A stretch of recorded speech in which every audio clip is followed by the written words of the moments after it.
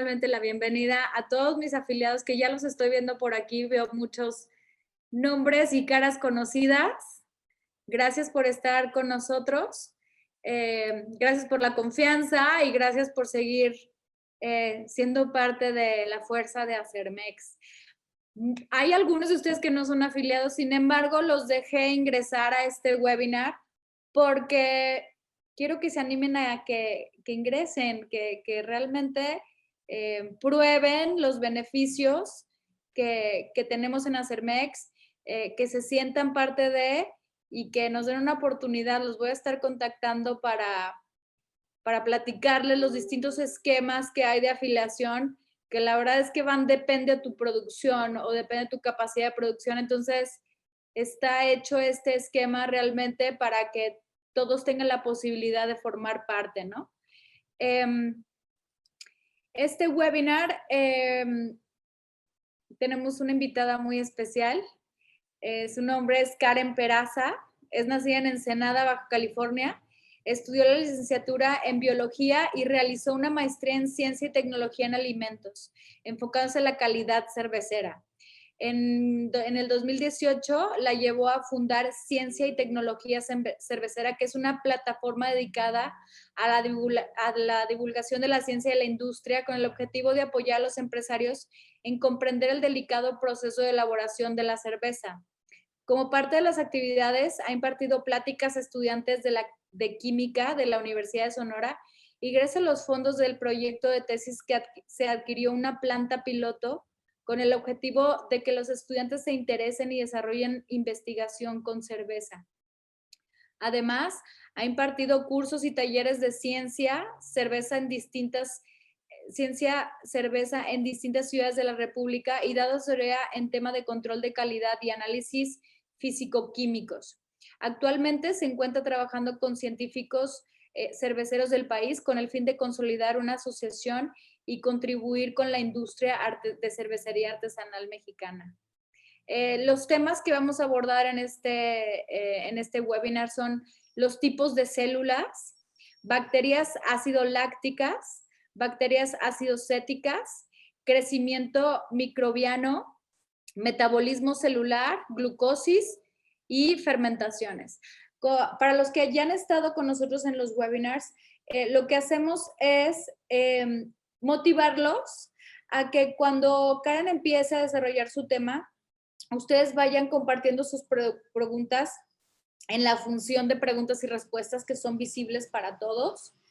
Y al final hacemos el bloque de preguntas y respuestas. Karen está abierta a la posibilidad de que si está impartiendo algún tema en específico y alguno de ustedes está escribiendo algo, puede hacer una pausa y contestar la pregunta. De lo contrario, les pido que levanten la mano y les abro el micrófono para que ustedes puedan verbalizar sus dudas. Entonces, ya no quito más tiempo de este webinar. Karen, ahora sí que te cedo el micrófono y adelante con tu presentación. Hola, buenas tardes. Espero se encuentren muy bien, se encuentren sanos, al igual que su familia. Les pido una gran disculpa. Tuve un problemita con mi cámara, pero ya pedí uno, espero me llegue en el transcurso de la plática para poderlos ahora sí que verlos ahora sí que de frente a frente, ¿no? Bueno, quiero agradecer primeramente a Cris, a la Asociación de Cerveceros, por la invitación de compartir con ustedes pues un poquito sobre las técnicas de fermentación alterna con el fin o con la finalidad pues de que les ayude a ustedes que son productores, pues en poder desarrollar nuevas técnicas, implementar nuevas técnicas, pues para sus cervezas, ¿no? Entonces, pues sin más preámbulos, les voy a compartir una pequeña presentación que hice para ustedes. Y bueno, si alguien tiene alguna duda durante el transcurso de la presentación, pues siéntanse libres de ahí de interrumpir, de levantar la mano. Por mí no hay ningún problema. Entonces, bueno, bienvenidos. El tema que voy a dar el día de hoy son técnicas de fermentación alterna. Y para ello, pues hay que tocar varios temas para concluir en estas técnicas de fermentación. Bueno, entonces el temario lo modifiqué un poquito, pero viene siendo lo mismo que comentó Cris. Vamos a ver los tipos de células que existen de manera muy general, el crecimiento microbiano. Vamos a tocar un poco del temido tema de metabolismo celular, ¿no? Sobre todo nos vamos a enfocar un poco en lo que es la glucólisis y sobre todo en la fermentación. Yo no voy a meterme yo tanto en procesos de respiración ni otras vías alternas, porque estas son las que más me interesa tocar, porque debido a los productos que se generan durante la fermentación y la glucólisis, pues vamos a ver que muchos organismos pueden utilizar estas sustancias, nuestros cofactores. Y bueno, al final vamos a tocar un poco sobre las generalidades y particularidades sobre las bacterias ácido lácticas y las bacterias ácido acéticas. De hecho, en la presentación al final, sobre todo aquí en bacterias ácido lácticas y ácido acéticas, vamos a comentar un pequeño artículo. Con mucho gusto, el que esté interesado, les traigo 2 pequeños artículos científicos que, bueno, yo siempre que doy una plática me gusta compartir esta información, sobre todo de artículos científicos, ¿no? Que son, pues ahora sí, el producto final que están produciendo las universidades, los centros de investigación, con el fin, pues, de apoyar a las diferentes industrias que se generan, ¿no? Entonces, en el caso de la industria de la cerveza, hay muchísima información, ¿no? Yo siempre les sugiero y recomiendo que en vez de que irnos olvidando un poco de la parte empírica del proceso y adentrarnos un poco más en la parte científica, ¿no? Y justo yo siempre me apoyo en artículos científicos, pues es básicamente las diferentes técnicas que se están experimentando y pues si tienen éxito o se pueden ir cambiando, ¿no? Entonces, como cerveceros, pues sí los invito a basarse, a investigar sobre todo en nuevas técnicas y en información real, ¿no? Información verífica, que son los artículos científicos. Y bueno, sin más preámbulos, voy a iniciar con el primer tema, que es sobre los tipos de célula, ¿no? Recordemos que las células, esto de las células me gusta. Las células son compartimientos vivos, ¿no? Son organismos vivos, partamos desde ahí. Muchos cerveceros dicen que las bacterias son levadura y que la levadura es una bacteria y no sé qué, no, son cosas iguales pero no mezcladas, ¿no? Entonces, las células, tanto procariontes y eucariontes, ahorita vamos a ver esto, pues van a ser compartimentos que van a estar vivos y que van a estar interactuando con su entorno y con otras células, sus células vecinas, ¿no? Estas van a ser independientes, cada una de las células son independientes, que se va a alimentar, se va a multiplicar y va a llevar a cabo procesos metabólicos. Existen miles de células, ¿no? Miles de tipos de células. Cada una de ellas es capaz de sobrevivir a una amplia variedad de condiciones ambientales. Desde nuestro fermentador ya es una condición ambiental, hasta el medio, aguas, volcanes, todos son condiciones ambientales, ¿no?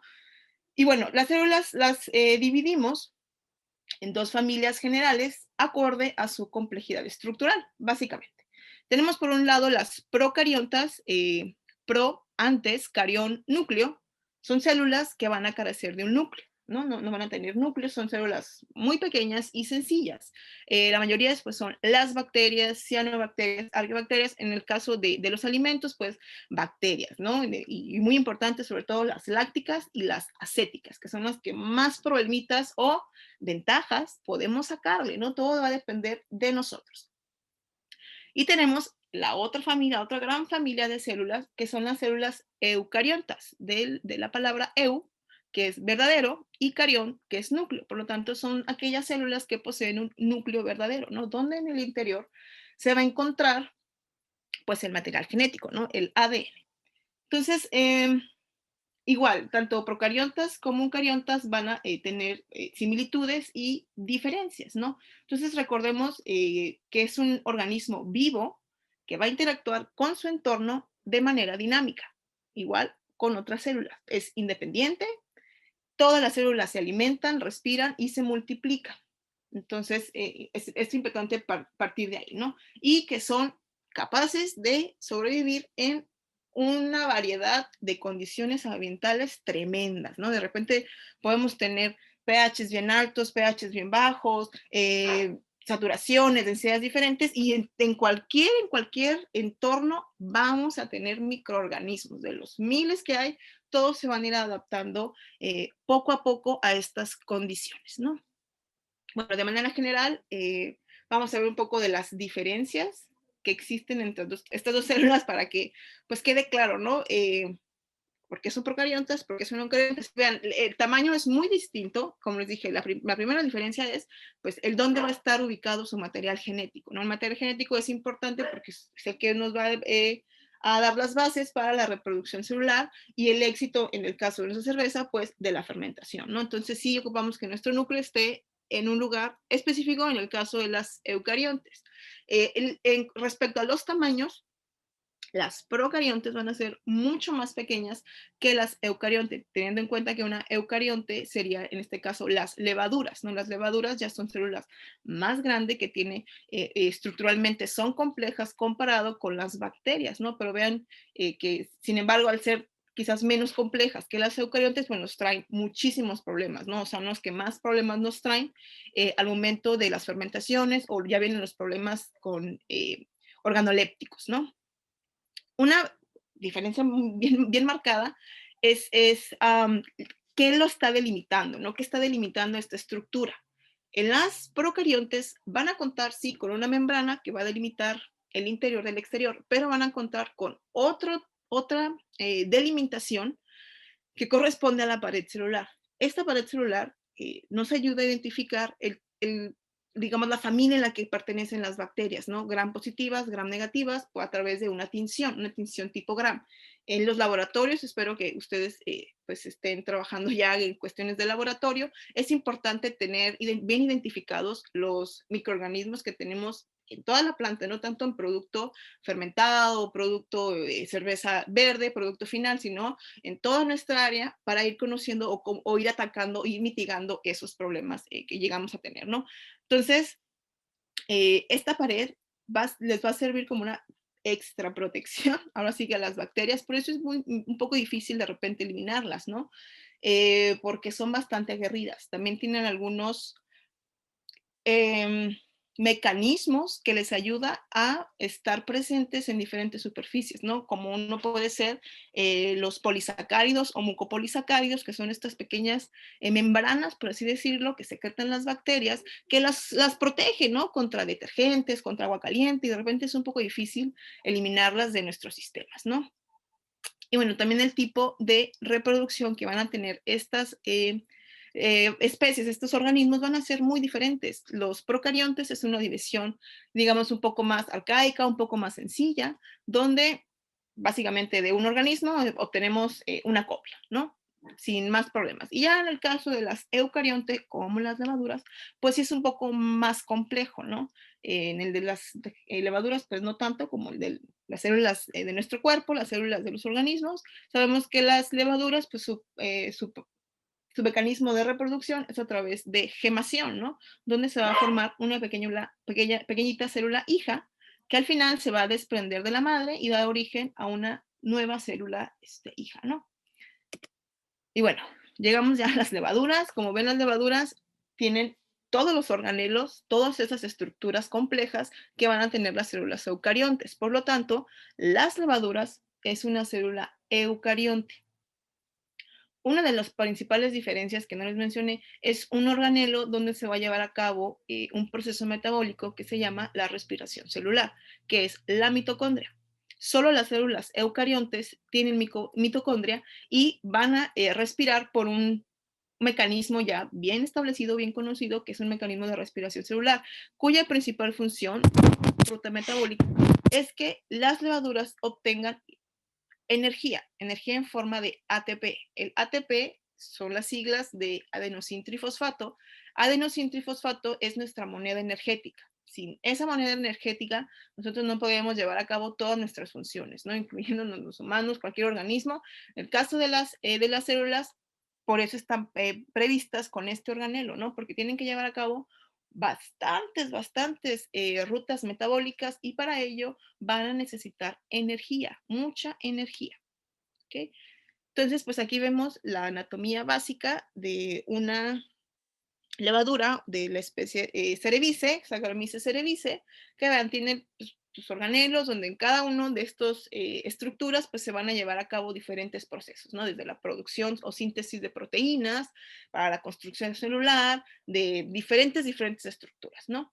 Entonces, bueno, como sabemos, y de manera general, pues desde las levaduras hasta las bacterias van a ser organismos unicelulares, ¿no? Su nombre lo dice, una única célula. Una única célula, que para mí esto es lo más grandioso o espectacular de los microorganismos, es que solo una célula va a estar llevando a cabo todos los procesos metabólicos que en nuestro caso millones de células llevan a cabo. De ahí viene la complejidad y lo especial que llegan a ser estos microorganismos, ¿no? Entendamos que son organismos vivos y que van a requerir diferentes condiciones para llevar a cabo de la mejor manera sus procesos metabólicos, que al final parte del proceso metabólico, pues es la producción de alcohol y la producción de dióxido de carbono, siempre y cuando estas condiciones se mantengan lo más estable posible, ¿no? Es un organismo vivo. Cualquier cosa que le movamos, cualquier cosa que no le guste, va a alterar o afectar, pues, nuestro producto final, ¿no? Otra característica muy interesante de las levaduras, en este caso, es que son quimioheterótrofos. Un organismo quimioheterótrofo son aquellos, como nosotros, los humanos, que utilizamos compuestos orgánicos como fuente de carbono, por ende, como fuente de energía. A este grupo, pues estamos nosotros, los hongos, la mayoría de las bacterias también llegan a ser quimioheterótrofos. En este caso, los organismos, tanto bacterias como levaduras, necesitan de este compuesto, del carbono. Sin el carbono, pues no van a poder crecer, no van a poder llevar a cabo todos sus procesos metabólicos. Entonces es bien importante que siempre, siempre haya carbono, ¿no? Y en este caso, pues nuestro carbono o el carbono que utilizamos en la fermentación, pues viene de la glucosa, ¿no? Entre otros elementos. Entonces, estos compuestos pues van a ser parte de las reacciones que se van a estar dando durante todos los procesos metabólicos, ¿no? Que son las reacciones de redox o reacciones de óxido-reducción, que donde hay prácticamente se van a estar compartiendo electrones entre las moléculas, ¿no? Con el fin de obtener otros compuestos más benéficos para los organismos. Perdón. También otra característica bien interesante es que las levaduras pueden ser aerobios o aerobios facultativos. Siempre, siempre, siempre, siempre un microorganismo va a preferir respirar que fermentar. Siempre. Un organismo no va a decir, mejor quiero fermentar antes de respirar. Metabólicamente es imposible. Metabólicamente, en presencia de oxígeno, que son los aerobios, en presencia de oxígeno, van a empezar a respirar, ¿no? Eso que sea facultativo, en el caso de las levaduras, que sea facultativo, pues quiere decir que puede darse en presencia o en ausencia del oxígeno. Entonces, recordemos, los microorganismos, los aerobios estrictos, no pueden crecer sin la presencia del oxígeno. Oxígeno atmosférico, ¿no? O2, muy importante, oxígeno atmosférico. Y los facultativos, su nombre lo dice, tienen la facultad pues de crecer en presencia o en ausencia del mismo, como es el caso particular de las levaduras. Entonces, cuando la levadura está en un ambiente, nosotros preferimos que esté en un ambiente pues anaeróbico, sin oxígeno, para que se vaya a fermentar. En el momento que hay oxígeno en el medio, la levadura va a eliminar esa ruta, no se va a ir por la ruta de la fermentación y va a decidir, o siempre va a decidir, o va a anteponer la ruta de la respiración. Por eso es importante que en las primeras etapas de la fermentación, pues no metamos un exceso de oxígeno, porque vamos a tener problemas. Ya sabemos que es un pequeña cantidad de oxígeno, 8 partes por millón por litro, lo que hay que meterle antes de que empiece a fermentar. Con el fin, el oxígeno es bien importante durante las primeras etapas de crecimiento, ahorita lo vamos a ver, porque es necesario que se sintetice un ácido graso que se llama ergosterol. Este ergosterol es base constructora de la membrana plasmática. Entonces, si yo me paso de oxígeno durante las primeras etapas de la fermentación, pues mi, mi levadura pues, no va a fermentar, ¿no? Ella va a seguir respirando y va a seguir reproduciéndose. Entonces, es bien importante tener en cuenta las cantidades de oxígeno que estamos metiendo a nuestro sistema. Entonces, yo creo que aquí vale la pena aclarar algo, ¿no? Las levaduras, como les comenté, van a crecer tanto en presencia como en ausencia de oxígeno. Sin embargo, para ambos casos, las vías metabólicas que se van a utilizar para crecer van a ser distintas. Por lo tanto, los productos que obtengamos también van a ser distintos. Por eso la importancia del oxígeno, de la cantidad de oxígeno que va a haber. Y no solo para la levadura, también el oxígeno, recordemos que otras bacterias van a ser totalmente aerobias. Si tenemos mucho oxígeno, quien va a aprovecharse primero van a ser las bacterias antes que las levaduras. Entonces, la levadura, digamos, en el caso de que la levadura esté creciendo, cuando haya presencia de oxígeno, la levadura va a producir su energía metabólica, la energía para llevar a cabo todos sus procesos metabólicos por la vía de la respiración.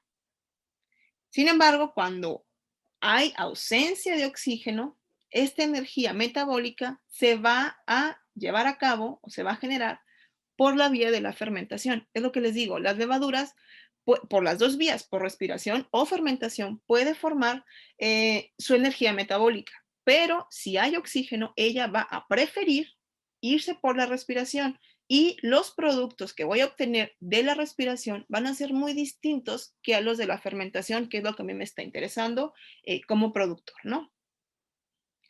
Entonces, como les digo, la respiración es muchísimo más eficiente, es una ruta metabólica más eficiente para producir energía que la fermentación. Por eso, las levaduras siempre van a decidir, ahora sí que utilizar su energía para entrar al proceso de respiración. Por eso siempre van a elegir respirar antes que fermentar.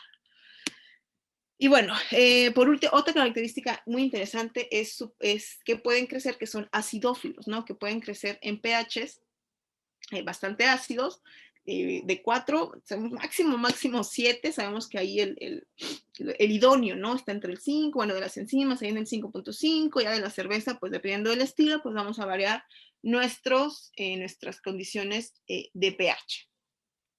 Y bueno, ahí les pongo la imagen, pues diferentes tipos de levaduras. Si bien Saccharomyces es la que nos interesa, pues recordemos que existen muchísimas levaduras que también fermentan, como Cándida, Brettanomyces, Pichia, Saccharomycodes, por ahí Saccharomycodes es una prima de la Saccharomyces, que tiene una particularidad, que no metaboliza betamilasa porque tiene ahí una deficiencia enzimática y con microorganismos, con Saccharomycodes, podemos obtener cervezas reducidas en alcohol de una manera sin dañar tanto los perfiles organolépticos de la cerveza. Es a través de un proceso biológico, ¿no?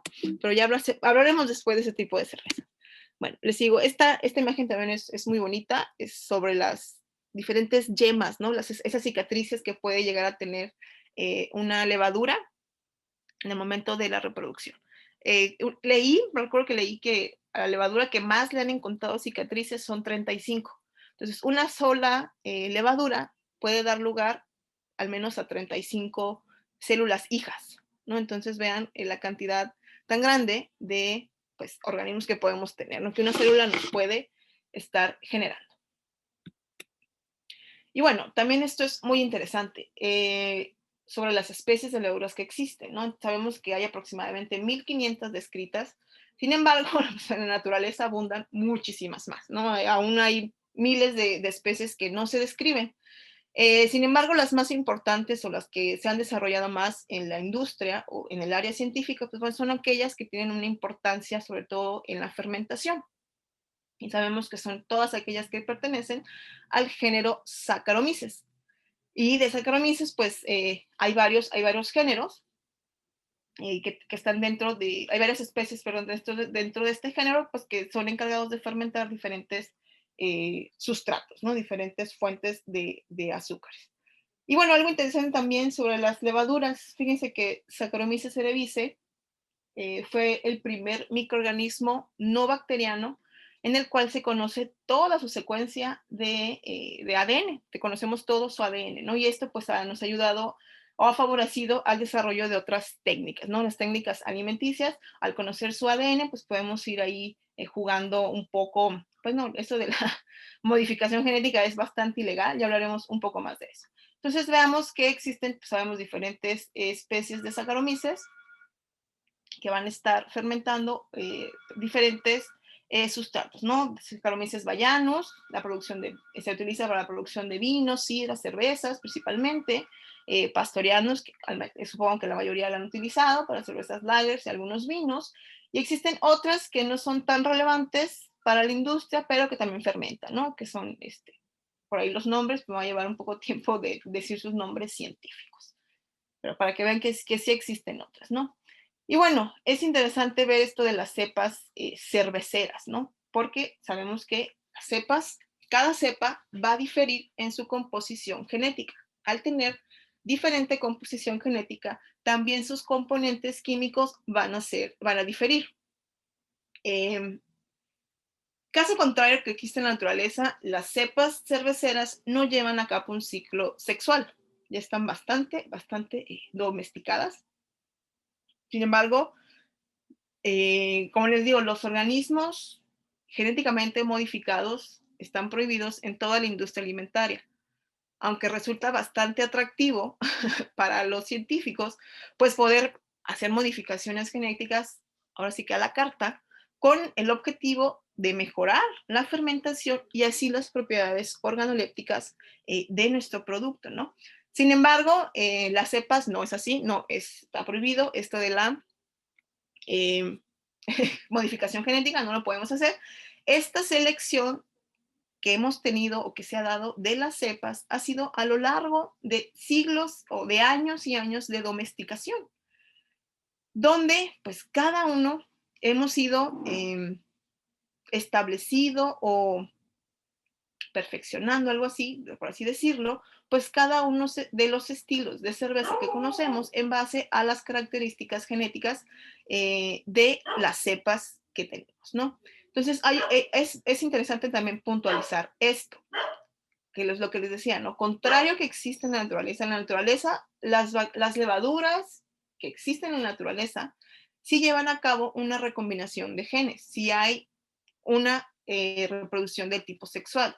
En el caso de las cepas, no es así, no llevan a cabo ese proceso con el fin de que haya una estabilidad genética y que esta estabilidad genética pues le ayude a ustedes como cerveceros a tener una fermentación bastante controlada. Porque si no, imagínense, tendríamos fermentaciones, un apocalipsis de fermentaciones, ¿no? Si no tuviéramos esta estabilidad genética, si no supiéramos estos perfiles que ya nos están diciendo, después de muchos estudios, qué perfiles nos van a dar cada una de las cepas que conocemos, ¿no? Entonces, esta estabilidad genética, pues es una gran virtud, es una excelente virtud que tiene la industria cervecera, ¿no? ¿Por qué? Porque nos evitamos estar ahí jugando con sabores, estar entregando otras cosas que no son, ¿no? Entonces, ahora sí, igual que los monjes, pues ahora sí que las levaduras también ejercen su celibato, ¿no? Al no haber recombinación ahí genética. Y bueno, lo siguiente que vamos a ver un poco de manera muy general, ya vimos las células como organismo eucarionte, como organismo con un núcleo verdadero, que son nuestros principales organismos fermentadores, ¿no? Ahora nos toca tocar a los organismos procariontes, a las células procariontes, que en este caso pues serían las bacterias, ¿no?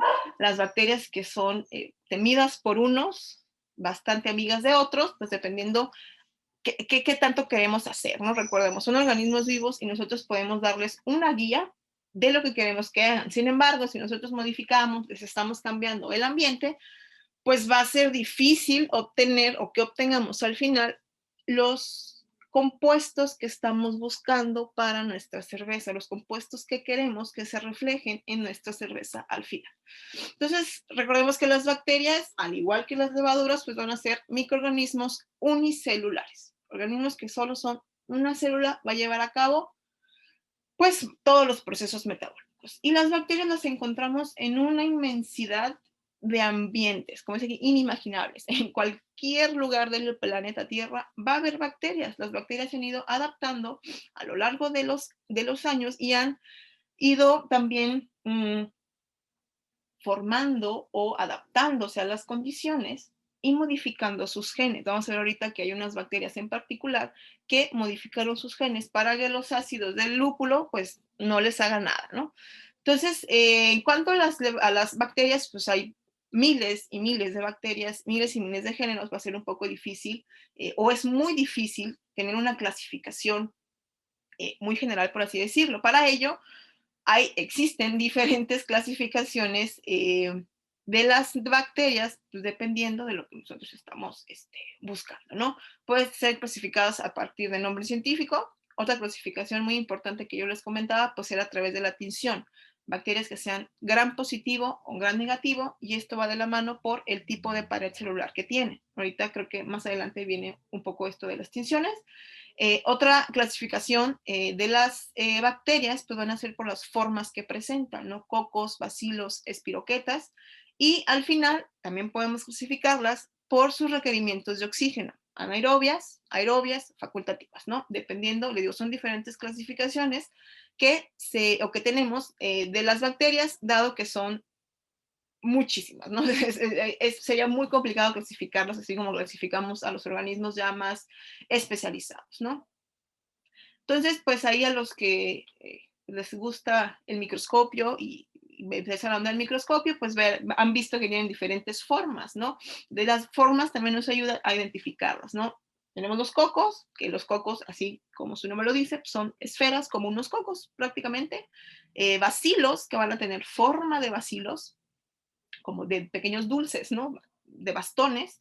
Y los espirilos, formas así como, esos ya son un poco más raros en que los encontremos en la cerveza. Los que principalmente encontramos son cocos, streptococos, bacilos y diplobacilos o streptobacilos, ¿no? Dependiendo ahí pues de la especie con la que estemos hablando. Si bien sabemos que es un poco complicado llegar a la especie de bacteria con la que estamos batallando o la que queremos utilizar, pues no es imposible, ¿no? Les digo, podemos llegar a una clasificación muy general.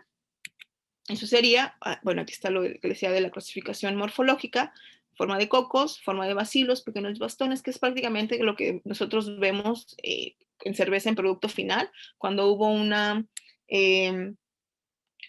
deficiente proceso de elaboración de cerveza o malos procesos de limpieza, podemos empezar a encontrar las bacterias, ¿no? Les digo, lo que principalmente yo he visto pues, son pues, bacilos. Sabemos que los lactobacilos pues son unos organismos que, híjole, por las buenas, como la canción, ¿no? Por las buenas son buenas, por las malas lo dudo, ¿no? Entonces es cuestión siempre de definir lo que queramos para nuestro producto final.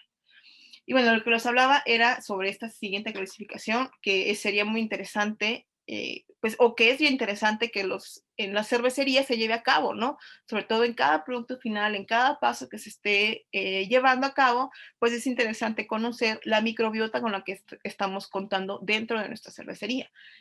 Como les decía, una clasificación muy general, pero que ayuda muchísimo, es a través de la tinción.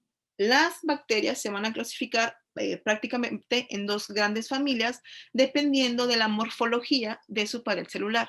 Tenemos las gram positivas y las gram negativas. Quiero que vean la imagen.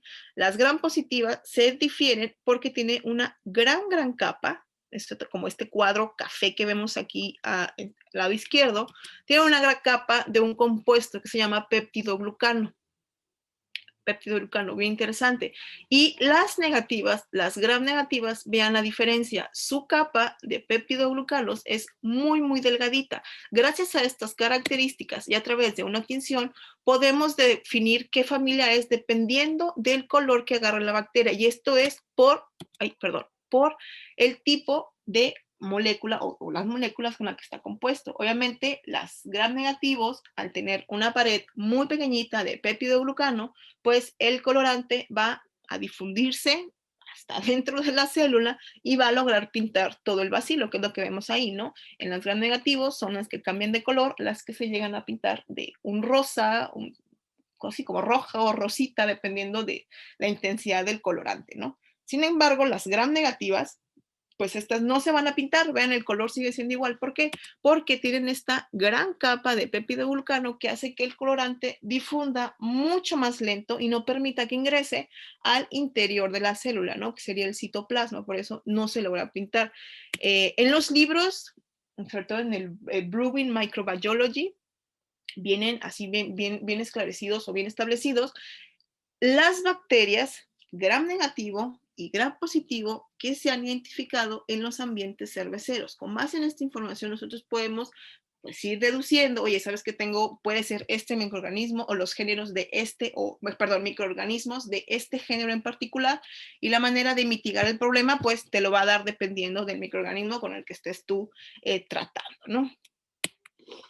Bueno, el siguiente tema que sigue es muy interesante y vamos a hablar sobre el crecimiento microbiano y el metabolismo celular. Es importante que conozcamos esta información para poder ahora sí que establecer estas técnicas alternas, ¿no? Conocer la base de qué es lo que está pasando desde un punto de vista bioquímico nos va a ayudar como cerveceros, o les va a ayudar como cerveceros a poder tomar decisiones, sobre todo cuando hablamos de bacterias o de cervezas un poco más complejas, ¿no? Como cervezas, las Flanders, cervezas, las Sour Beer, las Lambic, ya son cervezas mucho más complejas, que obviamente la base del éxito va a ser el entendimiento del metabolismo, ¿no? Y en qué momento poder inocular, si primero he hecho la levadura, primero he hecho la bacteria, o qué no la he hecho, en qué momento, ¿no? Toda esta información lo vamos a ir viendo poco a poco.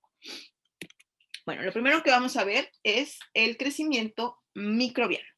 El crecimiento microbiano no es nada más que el incremento ordenado, hay un incremento ordenado de todos los constituyentes celulares. Estos constituyentes pues, van a ir creciendo, van a ir aumentando, van a ir creciendo y al final nos va a llevar a un aumento de la masa, por lo tanto, a un aumento en el número de células.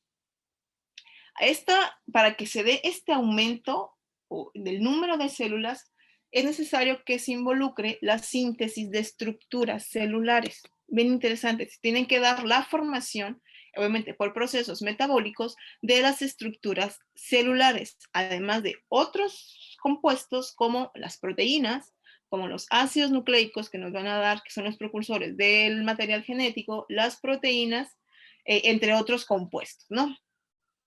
Y para que este crecimiento microbiano se pueda llevar a cabo de la mejor manera, tiene que ser necesario la presencia de factores extrínsecos e intrínsecos. ¿Cómo? Hay muchísimos factores que vamos a ir viendo poco a poco, ¿no?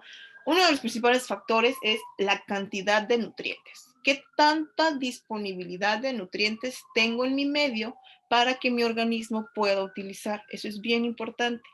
La temperatura, otra condición, para el crecimiento microbiano son las temperaturas. Creo que a lo largo de su experiencia como cerveceros les ha tocado tener problemas con las temperaturas de fermentación, ¿no? Cómo al cambiar algunos grados la temperatura podemos tener muchísimos problemas, ¿no? Algo muy frecuente que me ha tocado escuchar como un problema de la industria son las temperaturas de inóculo, la temperatura en la que vamos a agregar nuestra biomasa, ¿no? Nuestro cultivo de levaduras. De repente cometemos un gran error que no es considerar la transferencia de calor. Sabemos lo que muchos cerveceros hacen, sobre todo cerveceros empíricos, es que toman la temperatura del tanque, ¿no? De afuera. Obviamente, el interior, por transferencia de energía, transferencia de calor, va a tener una temperatura muy diferente a la que tú estás tocando, la que tienes por fuera del fermentador, ¿no? Entonces, ese es uno de los principales problemas que yo me ha tocado detectar, que es que tarda mucho en empezar la fermentación debido a que tu temperatura no es la idónea para que se empiece a llevar a cabo el proceso de crecimiento celular. Entonces, es bien importante que consideremos estos factores para tener un adecuado crecimiento microbiano, ¿no? Un crecimiento celular. regreso un poquito sobre, perdón, la cantidad de los nutrientes. Es bien importante que siempre consideremos la cantidad de biomasa que vamos a inocular respecto a nuestra cantidad de azúcares. Porque si nosotros nos pasamos o me falta biomasa respecto a mis azúcares, voy a empezar con una serie de problemas. Entonces, es bien importante siempre tener en cuenta la cantidad de biomasa o de inóculo que tengo que ponerle respecto a los brix o los azúcares que obtuve al final del macerado. Bueno, otro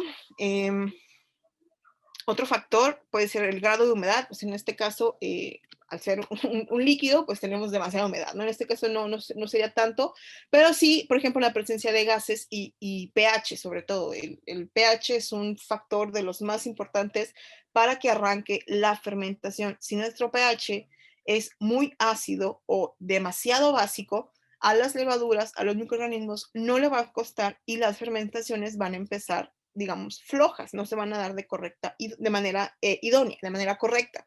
Entonces, siempre tener un buen potenciómetro, estar calibrando el potenciómetro a cada momento y cambiar los electrodos. He ido a cervecerías que, híjole, el electrodo da miedo, ya de que las lecturas son erróneas. Recuerden, un cambio en un número entero son 100 veces el cambio de la acidez, ¿no? Entonces, tengan mucho cuidado en el material de laboratorio que tienen y los cuidados que se le dan. ¿Por qué? Porque de ahí ustedes están obteniendo los datos que les va a ayudar a tener una fermentación correcta y, por lo tanto, un producto final ideal, ¿no? Entonces, sí, cuiden por favor mucho sus potenciómetros, sobre todo la manera en la que cuidan sus electrodos, dónde están sumergidos y cómo los manipulan. Porque recuerden, si nuestro pH empieza a fallar, todo es una cadena de problemas al final. Y bueno, otros factores, por así mencionar, los que podemos tener factores intrínsecos y extrínsecos. Dentro de los factores intrínsecos, como ya lo hablamos, es el pH, la acidez que va a tener nuestro medio para que se lleve, para que la levadura se desarrolle de manera correcta. Otro factor intrínseco propio del sistema, pues van a ser aquellos factores de crecimiento, así como los factores inhibidores. Un factor inhibidor podría ser la presencia de otros organismos que no están dejando a la levadura poder aprovechar el carbono, la glucosa, para llevar a cabo los procesos metabólicos y al final obtener los compuestos que queremos, ¿no? Etanol y dióxido de carbono. Como los agentes antimicrobianos y así la calidad, por así decirlo, la estructura y calidad de los nutrientes. Obviamente, si nuestra materia prima es de baja calidad, pues se va a ver reflejado en nuestro producto, ¿no? Lo más importante, a mi punto de vista, en las maltas, pues es la cantidad de proteína y las enzimas que tiene el grano, ¿no? Para eso, pues supongo que los productores de malta pues les dan esa información para que ustedes pues puedan ver esas fluctuaciones año con año y puedan tomar decisiones, ¿no? Recuerden que la cerveza, siempre lo digo, es un producto anual, no es un producto constante. Anualmente está cambiando desde los lúpulos, está cambiando el agua, está cambiando las maltas. ¿Por qué? Porque todo eso depende de factores ambientales que nosotros no controlamos. No es un sistema cerrado de donde obtenemos nuestra materia prima. Por eso es bien importante llevar un buen control. Ahora sí que anotar todo con el fin de poder encontrar estas fluctuaciones y poder tomar decisiones a lo largo de los años para ir mejorando el producto o que el producto se siga manteniendo estable si me están fluctuando mi materia prima, ¿no? Entonces, sí, mi recomendación es anoten todo, una gran bitácora de procesos fermentativos, ¿no? De la fermentación. Y bueno, del otro lado, por mencionar algunos factores extrínsecos que van a ser del exterior, ¿no? Van a ser aquellos factores, pues, que van a también tener mucho que ver con que se lleve a cabo este crecimiento microbiano. Una de las principales, pues, que les comentaba es la temperatura de almacenamiento, la temperatura en la que vamos a tener a nuestros microorganismos. También el tipo, el número y las actividades de otros microorganismos. Sabemos que nuestro mosto es un caldo de los más nutritivos que existe. Así de sencillo, tiene muchísimos nutrientes que, si bien queremos que la levadura nada más los utilice, es imposible. ¿Por qué? Porque cualquier microorganismo puede utilizar esos compuestos y ahora sí que agarrarlos y él empezar a hacer sus procesos metabólicos. Y la levadura, pues lo siento, pues ya te dejé yo sin otra glucosa, ¿no? Entonces, es bien importante esto del tipo, número y actividades de los microorganismos que se van a encontrar dentro de nuestro alimento. En este caso, pues la cerveza, ¿no? Y bueno, también para que se vea, ya vimos algunos de los factores intrínsecos y extrínsecos que tiene que debemos de establecer para tener o que se lleve a cabo un adecuado crecimiento microbiano y no tengamos así fluctuaciones, ¿no? De repente demasiada muerte, sabores ahí a umami, a jugo Maggi, simplemente porque no supimos controlar este crecimiento microbiano. Que entonces, además de estos factores, pues los microorganismos pues van a requerir de compuestos, son sus requerimientos nutricionales. Les pongo aquí los 4 básicos o los 4 principales que cualquier microorganismo, llámese levadura o llámese bacteria, van a necesitar o van a tomar del medio con el fin pues de llevar a cabo todos sus procesos metabólicos. El primero de ello es el carbono. Carbono les comenté que era nuestra principal fuente de energía. ¿Por qué? Porque todos los microorganismos son capaces de irse por la vía de fermentación y fermentar no solo glucosa, pueden fermentar otro resto de azúcares que obviamente agarran ese azúcar, van a desechar un producto y ese producto, ese metabolito, pues nos va a nosotros a influenciar de manera negativa en nuestro producto final. Entonces, en este caso es de las levaduras pues, que no fermentan la lactosa, ¿no? Pero sí pueden fermentar otros azúcares como maltosa, sacarosa, galactosa, glucosa.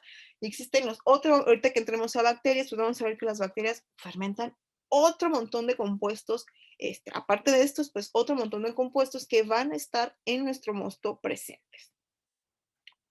El siguiente elemento que es básico, es un requerimiento esencial para el crecimiento microbiano, es la presencia de nitrógeno. Por eso yo les decía la importancia de conocer el porcentaje de nitrógeno de nuestro grano. Si bien sabemos que también podemos acarrear otros problemas, como el exceso de espuma, el exceso de formación, de espuma, el nitrógeno en particular, pues es necesario que ya que las células o los microorganismos lo van a tomar para empezar a sintetizar proteínas, van a empezar a formar compuestos como aminoácidos y ácidos nucleicos. Los aminoácidos son precursores de las proteínas, ¿no? Por eso es bien importante que tener estas pequeñas, digamos, bloques de construcción, estos elementos de construcción para moléculas o para compuestos más complejos. Estas moléculas complejas, por así decirlo, biomoléculas complejas, pues son las que van a dar pie a otro montón de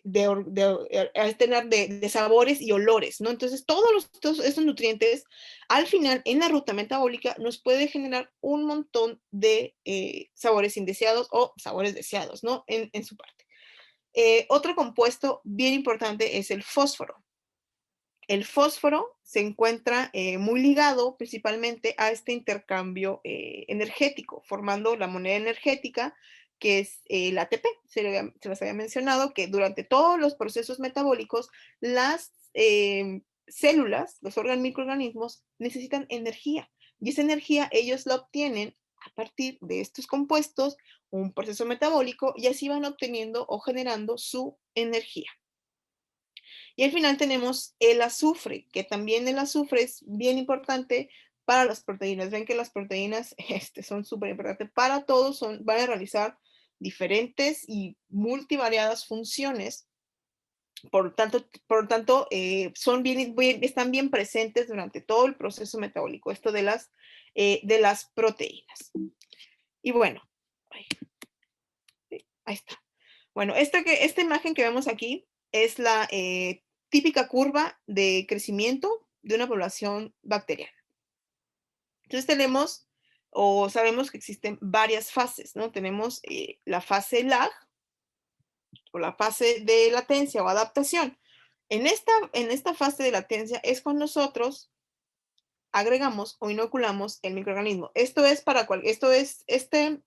Curva de crecimiento es para tanto levaduras como bacterias.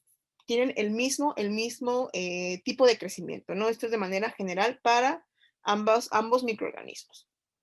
Entonces, en la primera etapa es cuando nosotros inoculamos al mosto nuestro microorganismo. Este microorganismo viene de un sistema ambiental o de un ambiente muy distinto al que nosotros le vamos a agregar.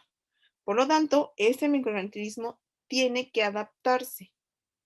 Se adapta, aquí no va a haber número, no se va a aumentar el número de células, no va a haber un aumento en la densidad celular, y el crecimiento es muy poquito, o sea, un crecimiento se llama asincrónico, un crecimiento pero bien, bien leve. Es un periodo más bien de adaptación, donde el cultivo de microorganismo, como les comenté, es llevado a otro ambiente, por lo cual al llevarse a otro ambiente, tiene que adecuarse. Entonces, al adecuarse, el organismo va a empezar a sufrir una reorganización de sus constituyentes moleculares. Esta reorganización lo va a preparar para entrar a la siguiente etapa, que sería la etapa log o la etapa exponencial. En este periodo se da un crecimiento, como su nombre lo dice, exponencial. Aquí el crecimiento ya es sincrónico, es hacia arriba y alcanza o se da una máxima velocidad de crecimiento. ¿Por qué? Porque ya me adecué como microorganismo, ahora ya estoy adecuado, ya me gustó el medio donde estoy, tengo un pH idóneo, tengo nutrientes, tengo temperatura ideal, para ahora sí agarrar los nutrientes que están en ese mosto y empezar a reproducirse, empezar a crecer de una manera exponencial. En este caso, aquí la velocidad de crecimiento siempre es constante. No puede ser que en un minuto se acaben todos los nutrientes y ya después ya no hagan nada. No, siempre es de manera paulatina y constante.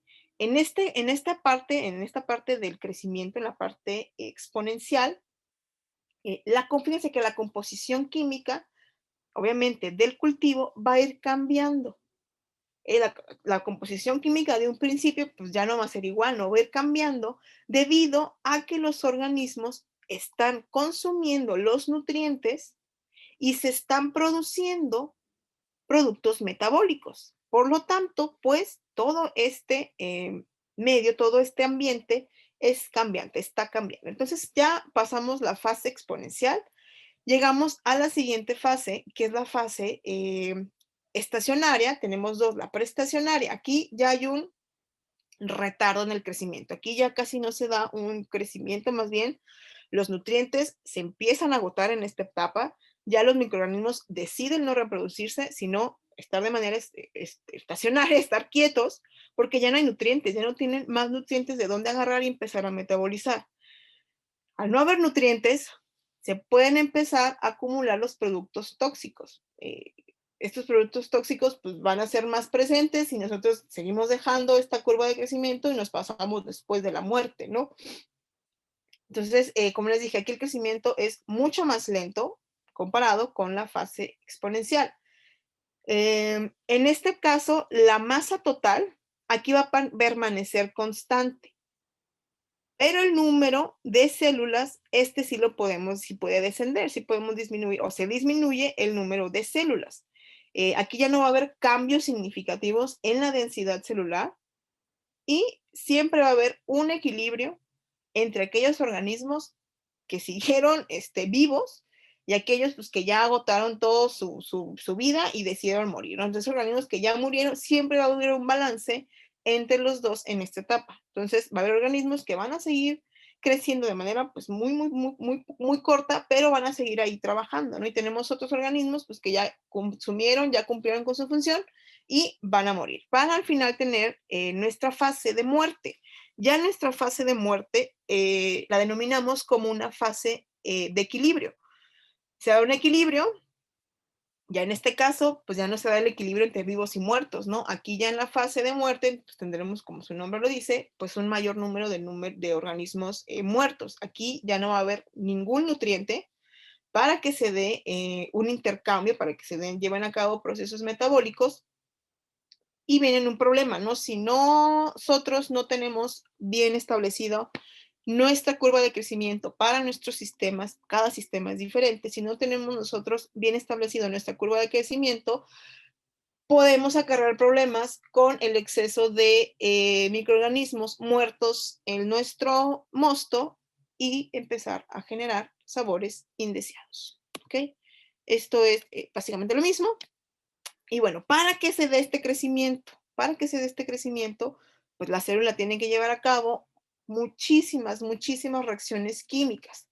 Las reacciones químicas, de manera general, toda la naturaleza, existen dos tipos de reacciones, aquellas que liberan energía y aquellas que consumen energía, las exergónicas y las endergónicas, perdón. Y todo este conjunto de reacciones es lo que conocemos como metabolismo celular, que son todos los cambios que van a tener lugar en las células, que van a tener lugar en las células, con la única finalidad de que el organismo obtenga energía y aquellos componentes que requiere pues, para seguir reproduciendo, ¿no? Aquellos para sus procesos esenciales, inclusive para que se formen nuevas moléculas, perdón, y para eliminar otras moléculas. También recuerden algo bien interesante que vamos a seguir viendo.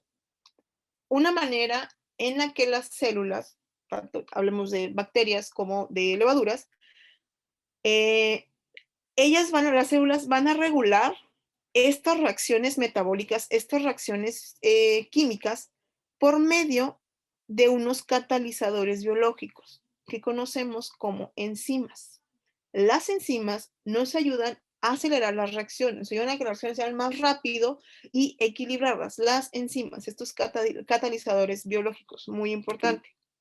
Entonces, sobre el metabolismo celular, tenemos prácticamente dos tipos de metabolismo. Un metabolismo, perdón, que es el tipo donde construyen moléculas los organismos cuando están así en la fase exponencial, pues tienen que prepararse, ¿no? Para poder dividirse, tienen que ellas mismas ir generando, ir formando sus compuestos, sus estructuras para dar origen a la célula hija. Es un proceso bien complicado, bien exhausto para las pobres levaduras, esa fase exponencial, ¿no? Donde hay una reproducción o una multiplicación de células increíble. Entonces, las reacciones anabólicas, de tipo de anabolismo, aquí se va a dar una síntesis o una formación de molécula. Por lo general, o más bien, se da la formación de moléculas complejas a partir de moléculas sencillas. Por ejemplo, a partir de los aminoácidos se van a formar las proteínas. A partir del ácido nucleico se van a formar el material genético. A partir de los glúcidos se van a formar pues ya polisacáridos, ¿no? Entonces vean cómo estos son los bloques de construcción que tienen todos los organismos que les va a permitir desarrollar y formar nuevas estructuras, ¿no? En su contraparte tenemos el catabolismo. En el catabolismo es un proceso de destrucción. Aquí producimos moléculas sencillas, producimos estos bloques sencillos a partir de moléculas complejas. Entonces vean que todo es un sistema bien equilibrado donde los propios organismos construyen y degradan moléculas con el fin de mantener un equilibrio. Si me voy a empezar si voy a entrar a una fase de reproducción, híjole, pues tengo que yo primero obtener moléculas, obtener mis bloques, a partir de moléculas grandes obtengo mis bloques para dar origen a una célula hija. Y bueno, quiero que vean esto que a mí me gusta mucho, que es el mapa de las rutas metabólicas. Todas estas rutas metabólicas son las que pueden llevar a cabo los microorganismos. Si bien nuestra ruta, ahora sí que la que deseamos como cerveceros, es esta azulita que viene y se conecta con un círculo que está justo en el medio de la imagen. Y esa ruta metabólica corresponde a la glucólisis, que entra a la respiración. Ese circulito que vemos aquí como en el centro, en la parte de abajo, corresponde a la ruta metabólica de la respiración. Y más abajito tenemos la fermentación. Imagínense, todos los microorganismos son capaces de encender y apagar rutas metabólicas dependiendo de los requerimientos que ya necesite o de las condiciones, de los factores, tanto intrínsecos como extrínsecos. Entonces, de repente ustedes dicen, no, pues yo quiero que mi levadura o se vaya por la ruta principal, que vaya a la glucólisis, luego a la respiración y luego a la fermentación. Eso es lo que queremos como cerveceros. Sin embargo, si yo le muevo o si no le gusta la temperatura a la levadura, si no le gusta el pH, si no le gusta la cantidad de nutrientes, si no le gusta la calidad del nutriente, ella va a decidir, ¿sabes qué? Pues no me voy a ir por esta ruta y me voy a producir otras cosas que como cerveceros es lo que no queremos. No queremos que nuestros microorganismos se vayan a otras rutas metabólicas. Si me voy a otra ruta metabólica, voy a empezar a generar compuestos indeseados. Por ejemplo, en estilos de cerveza, pues si queremos que nuestros microorganismos pues se vayan a otras rutas metabólicas, ¿no? Por ejemplo, vamos a hablar de las bacterias que queremos para las cervezas, las sour, las lambic, las Flanders, las red Flanders, queremos que se vayan a otras rutas metabólicas con el fin de obtener otros metabolitos secundarios, ¿no? Que nos van a dar justamente esos perfiles que deseamos que tengan nuestra cerveza. Pero ojo, lo difícil o lo complicado que es darle al clavo de en qué momento inocular, cuánto inocular, cómo inocular, quién primero, quién después, cuánto tiempo, ¿no? ¿Por qué? Porque todas ellas, vean lo increíble de la ruta metabólica. Es muy complejo esto de entender las rutas metabólicas, más no imposible, pero nada más es para que nos tengamos en cuenta o consideremos que estos microorganismos pues pueden hacer lo que ellos quieran, ¿no? Recordemos que son microorganismos independientes, ellos van a interactuar con otras células, con el medio, ellos van a decidir, siempre recordemos, ellos son independientes de tomar las decisiones respecto, pues así como nosotros, ¿no? Hacia dónde queremos orientar nuestra vida, ¿no? Tomamos decisiones. Igual los microorganismos van a tomar las decisiones dependiendo de los factores o de qué tanto nutriente nosotros les estemos brindando.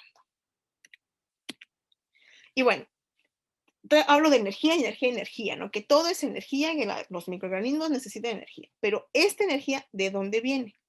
De nuestra principal molécula que deseamos que esté en nuestro mosto, que es la glucosa. La glucosa va a ser nuestro combustible esencial para obtener energía. Otros compuestos que le van a servir a los microorganismos como alimentos, pero siempre, siempre, siempre, o todos los organismos van a transformar la glucosa. Son una serie de numerosas reacciones de oxidación que van a estar reguladas por enzimas. Por eso les digo que las enzimas son bien importantes. Por ahí la alcohol deshidrogenasa, ¿no? Hay varias enzimas que son muy importantes en los sistemas de fermentación, sistemas fermentativos. Entonces, recordemos que en estos procesos, en cada oxidación, se dan procesos de oxidación, se va produciendo porciones, pequeñas porciones de energía. Estas porciones de energía nos ayuda pues a que las reacciones no sean violentas y no desprendamos pues bastante calor. Siempre las reacciones son graduales, son continuas, van una después de otra, ¿no? Si no, la reacción pues sería muy violenta si de repente vemos ahí reactores que, híjole, explota ahí o el fermentador o ya tronó otra botella, ¿no?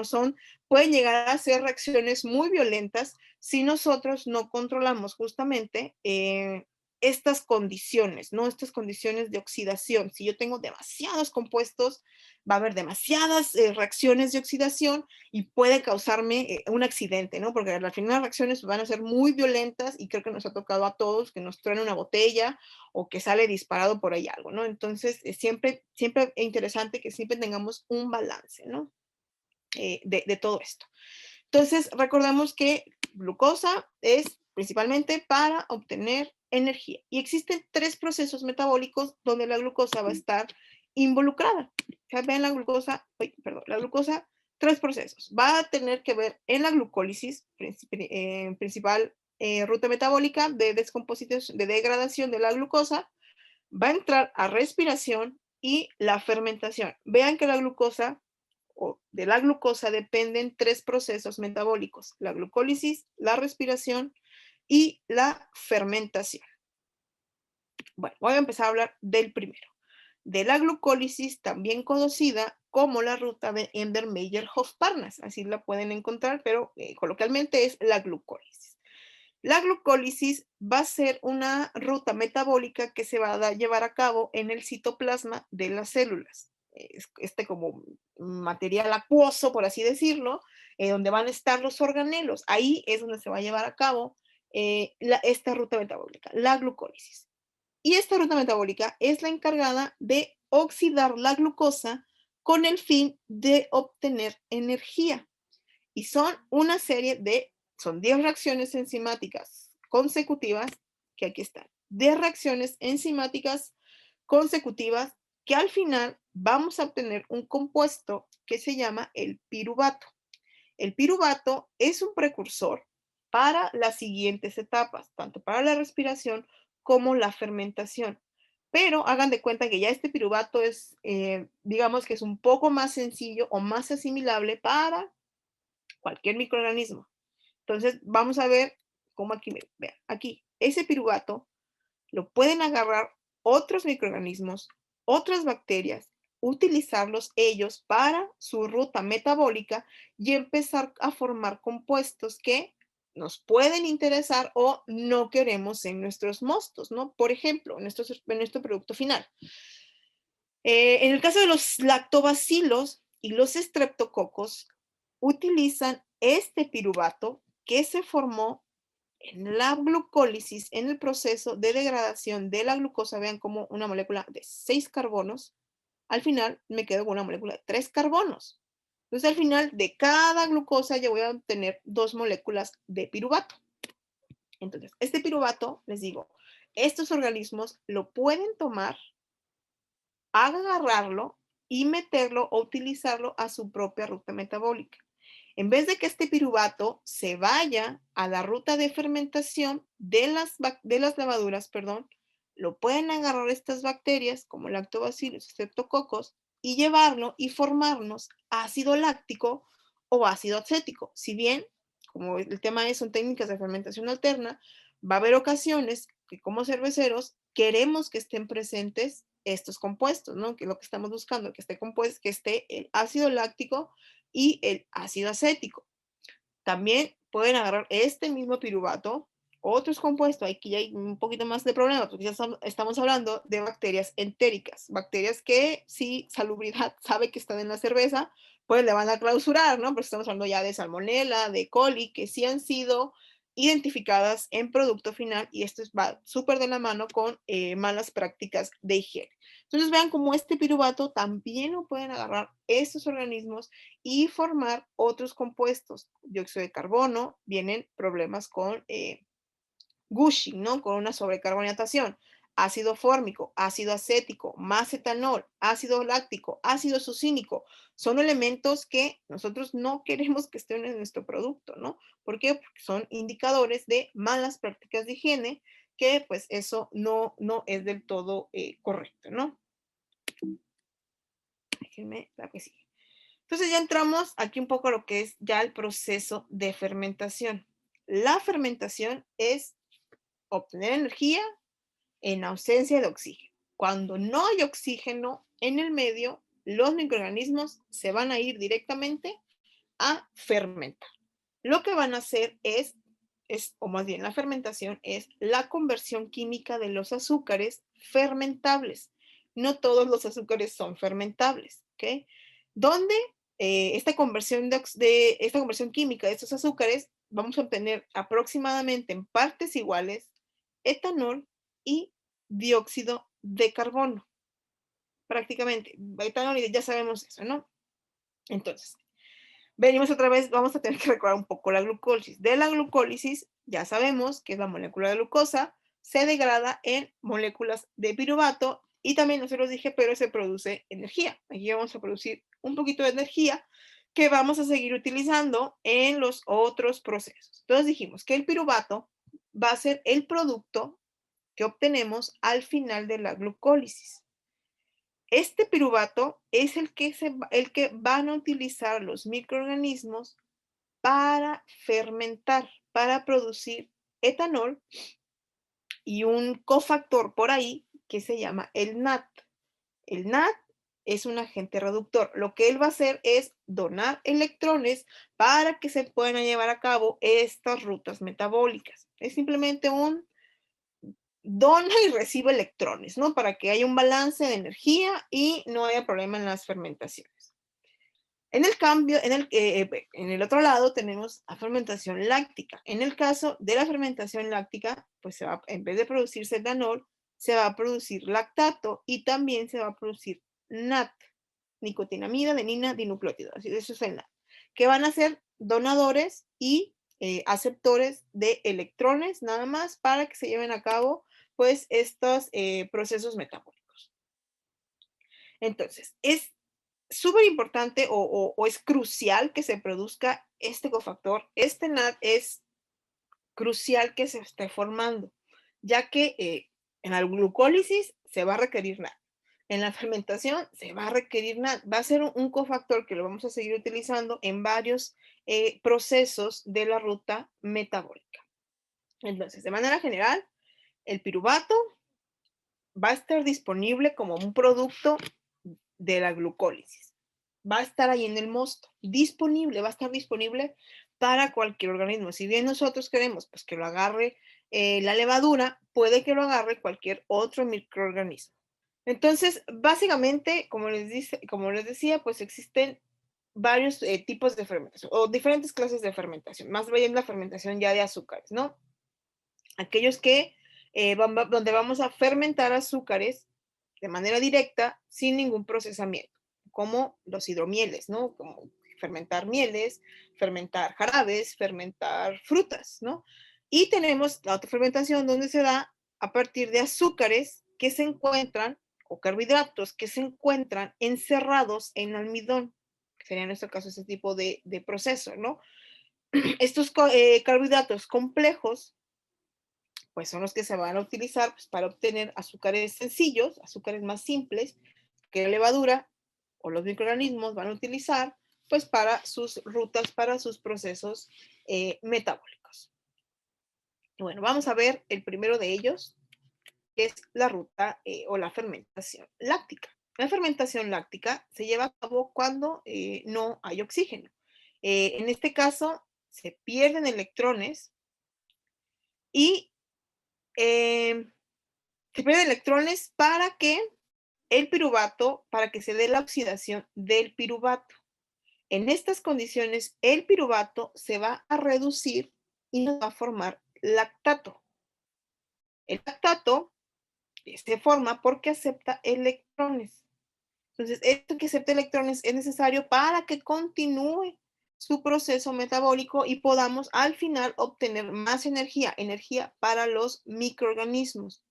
Entonces, estos productos o este tipo de fermentación al final o son los responsables pues, de los productos lácteos, ¿no? La acidificación de nuestro, en este caso, pues de nuestro modo.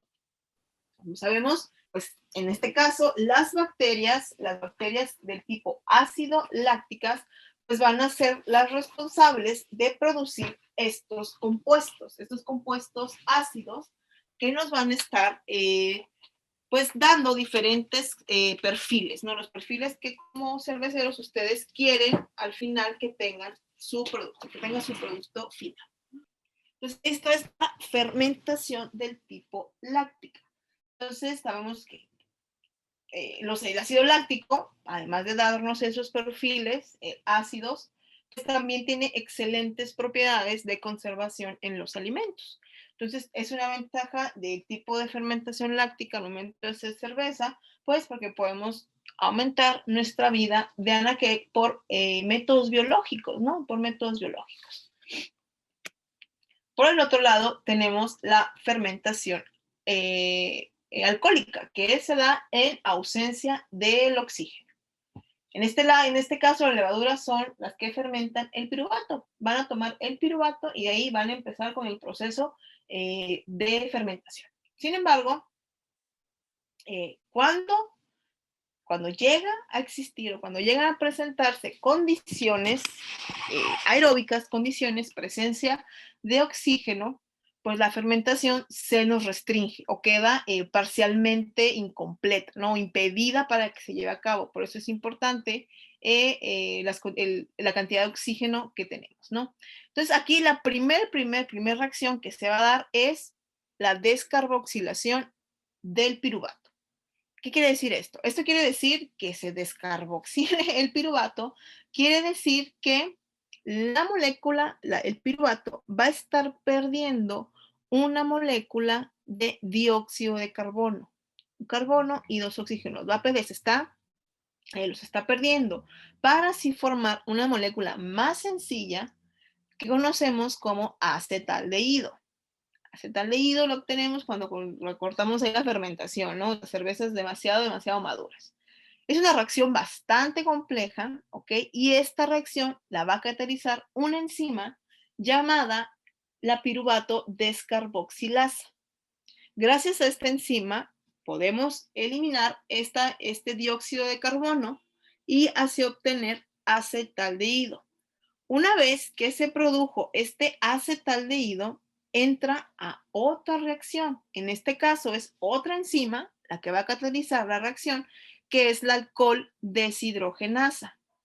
¿Okay? La alcohol deshidrogenasa, gracias a ella, nos va a estar formando el etanol y eso se da por un proceso de reducción, donde el acetaldehído se reduce, eso quiere decir que gana electrones, los electrones que se los va a dar estos cofactores como el NAT y el NADH, le va a dar estos electrones al acetaldehído para que éste se reduzca y así nos dé el etanol. Entonces, si ven, ahí está el etanol y el dióxido de carbono que nosotros buscamos al final de la fermentación alcohólica, ¿no? Sin embargo, numerosas bacterias, así como hongos, pueden estar interfiriendo durante la fermentación y nos van a estar produciendo alteraciones que pueden ser perjudiciales para mi producto o pueden ser muy beneficiosas. Depende, vuelvo a lo mismo,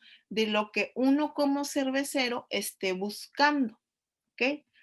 Por ejemplo, tenemos otra fermentación, que esa yo creo que no la queremos en nuestro sistema, es que la fermentación butírica. En la fermentación butírica se va a producir ácido butírico a partir del ácido pirúvico. Vean cómo de una molécula antes de llegar al etanol, también los organismos la pueden agarrar e irse a formar otras cosas. Vean cómo estas moléculas que se van formando gracias a que son catalizadas por enzimas, las pueden utilizar otros microorganismos y darnos lugar a otros compuestos que no queremos, como en el caso de la fermentación butírica, donde a partir del ácido pirúvico, vean que el ácido pirúvico pues, viene, pues, es el piruvato, y del acetaldehído pues, se va a formar este compuesto, el ácido butírico, que es un super off flavor, que llega a ser un intermedio o un producto intermedio de la fermentación alcohólica. Entonces, espero ahí les vaya sirviendo un poco estos pequeños datos que les doy, ¿no? Entonces, como dijimos, la fermentación alcohólica va a ser un proceso sumamente complejo. Es muy intriga, es muy complejo, donde van a estar interviniendo muchísimas enzimas. Estas enzimas pues van a ser producidas por diferentes organismos. Repito, nuestro mosto es ahora sí que un océano de nutrientes que cualquier microorganismo puede llegar y empezar a tomarlos. Entonces, como sabemos, se dan una serie de descomposiciones, una serie de transformaciones, puede ser en las proteínas y de otros compuestos presentes en nuestro mosto que nos pueden llegar a producir algunos compuestos que, como les digo, puede que los queramos o puede que no. Podemos estar produciendo alcoholes superiores, que es un off flavor también por ahí, que son los que no queremos, ¿no? Esos que nos dan sabores así demasiado como acetona, demasiado fuertes, los alcoholes superiores, ¿no? Ácidos, vamos a estar formando o se pueden estar formando muchísimos ácidos, ¿no? No tanto el láctico, acético, fórmico, propiónico, cítrico. Entonces vean la cantidad de moléculas que se van a estar formando gracias a estas rutas metabólicas y a las condiciones que les demos a nuestros microorganismos. Aparte, sin contar los aldehídos, los ésteres, aminoácidos, sales, minerales, son muchísimas moléculas que quizás a veces nosotros no las tenemos en cuenta o no las consideramos que se están produciendo en nuestro sistema, pero que al final nos pueden acarrear muchísimos problemas si no las tenemos controladas. Entonces, recordemos que cuando nosotros pues vamos a ya entrar a procesos de fermentación, es adicionar ya sea nuestro cultivo, en este caso levadura, o bacterias, dependiendo de lo que queramos. Eso se llama biomasa. La biomasa es la cantidad de materia viva que vamos a utilizar como fuente de energía. Esa es mi biomasa. Y para calcular la biomasa, tenemos que considerar el total de los azúcares que tenemos presentes en el mosto. Y lo que les decía del oxígeno, que si bien nosotros queremos que pues, la levadura pues, no se vaya a respiración, sino se vaya a fermentación, que tengamos oxígeno durante las primeras etapas del crecimiento microbiano es importante, ya que los microorganismos, no nada más las levaduras, también las bacterias, necesitan formar ácidos grasos, perdón, sobre todo el ergosterol, para empezar a formar su membrana plasmática. Tanto bacterias como levaduras tienen membrana plasmática, que va a ser la que delimita el interior con el exterior. Y bueno, ahora sí llegamos a las bacterias ácido lácticas. Si bien las bacterias ácido lácticas, hay muchos estudios que indican que representan más del 70% de las pérdidas económicas de la industria. Conforme ha avanzado el desarrollo de la industria, pues se ha ido utilizando o se han ido más bien no utilizando, sí, utilizando o aprovechando estos microorganismos para que en lugar de que me represente una pérdida económica, pues pueda ahora sí que orientarlas y poder tener unas cervezas sour, ¿no? Pero que sea sour de verdad, ¿no? No esas de repente que nos dicen, ay, era una Red Ale, pero pues se contaminó y es una sour ale. Oye, pues no, ¿no? O sea, sí, siempre tener la ética como cerveceros, yo creo que es muy importante, pues de brindarle siempre al consumidor un producto de buena calidad, ¿no? Sobre todo de excelente calidad. Y bueno, los principales géneros que van a estar presentes o que se han identificado en ambientes cerveceros son los lactococos, leuconosto, streptococos, pediococos y lactobacilos. Si ven de las formas que tienen las bacterias, pues también nos dan los nombres, ¿no? De repente, si ustedes ven ahí unos bolitas, pues pueden que sean pediococos, o sea, o pueden que sean streptococos, ¿no? Ya si vemos ahí bastoncitos, pues definitivamente van a ser lactobacilos. Por eso les digo la importancia de tener un control microbiológico de todo su producto. Y los microscopios no son tan caros. Entonces, sí los invito a que hagan una pequeña inversión porque les va a ayudar muchísimo, ¿no? Ir conociendo qué microorganismos tiene su producto final, qué microorganismos se encuentran en el ambiente, les va a ayudar muchísimo a tomar decisiones al final. Y bueno, lo interesante de estas bacterias, de las BAL, las bacterias ácido lácticas, es que tienen un gen que las hace resistentes a los compuestos presentes, los compuestos ácidos presentes en el lúpulo.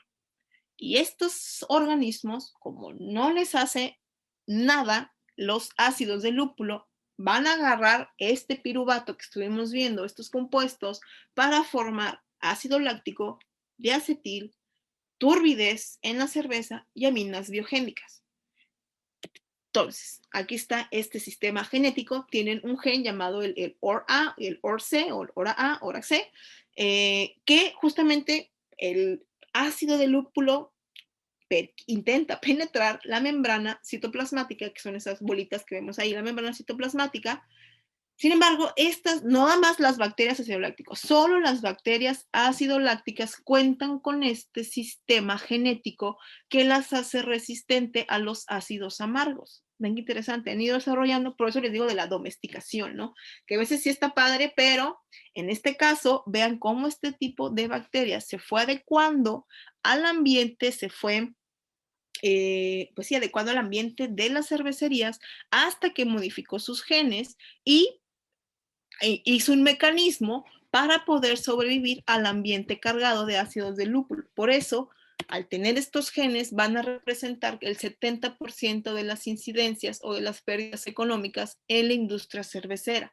Ojo, pero aquí podemos nosotros, pues orientarnos, irnos aprovechando para aprovechar estos sistemas que tienen y pues producir cervezas ácidas, ¿no? Cervezas que están ganando un poco más de terreno a nivel mundial, ¿no? Como dice aquí.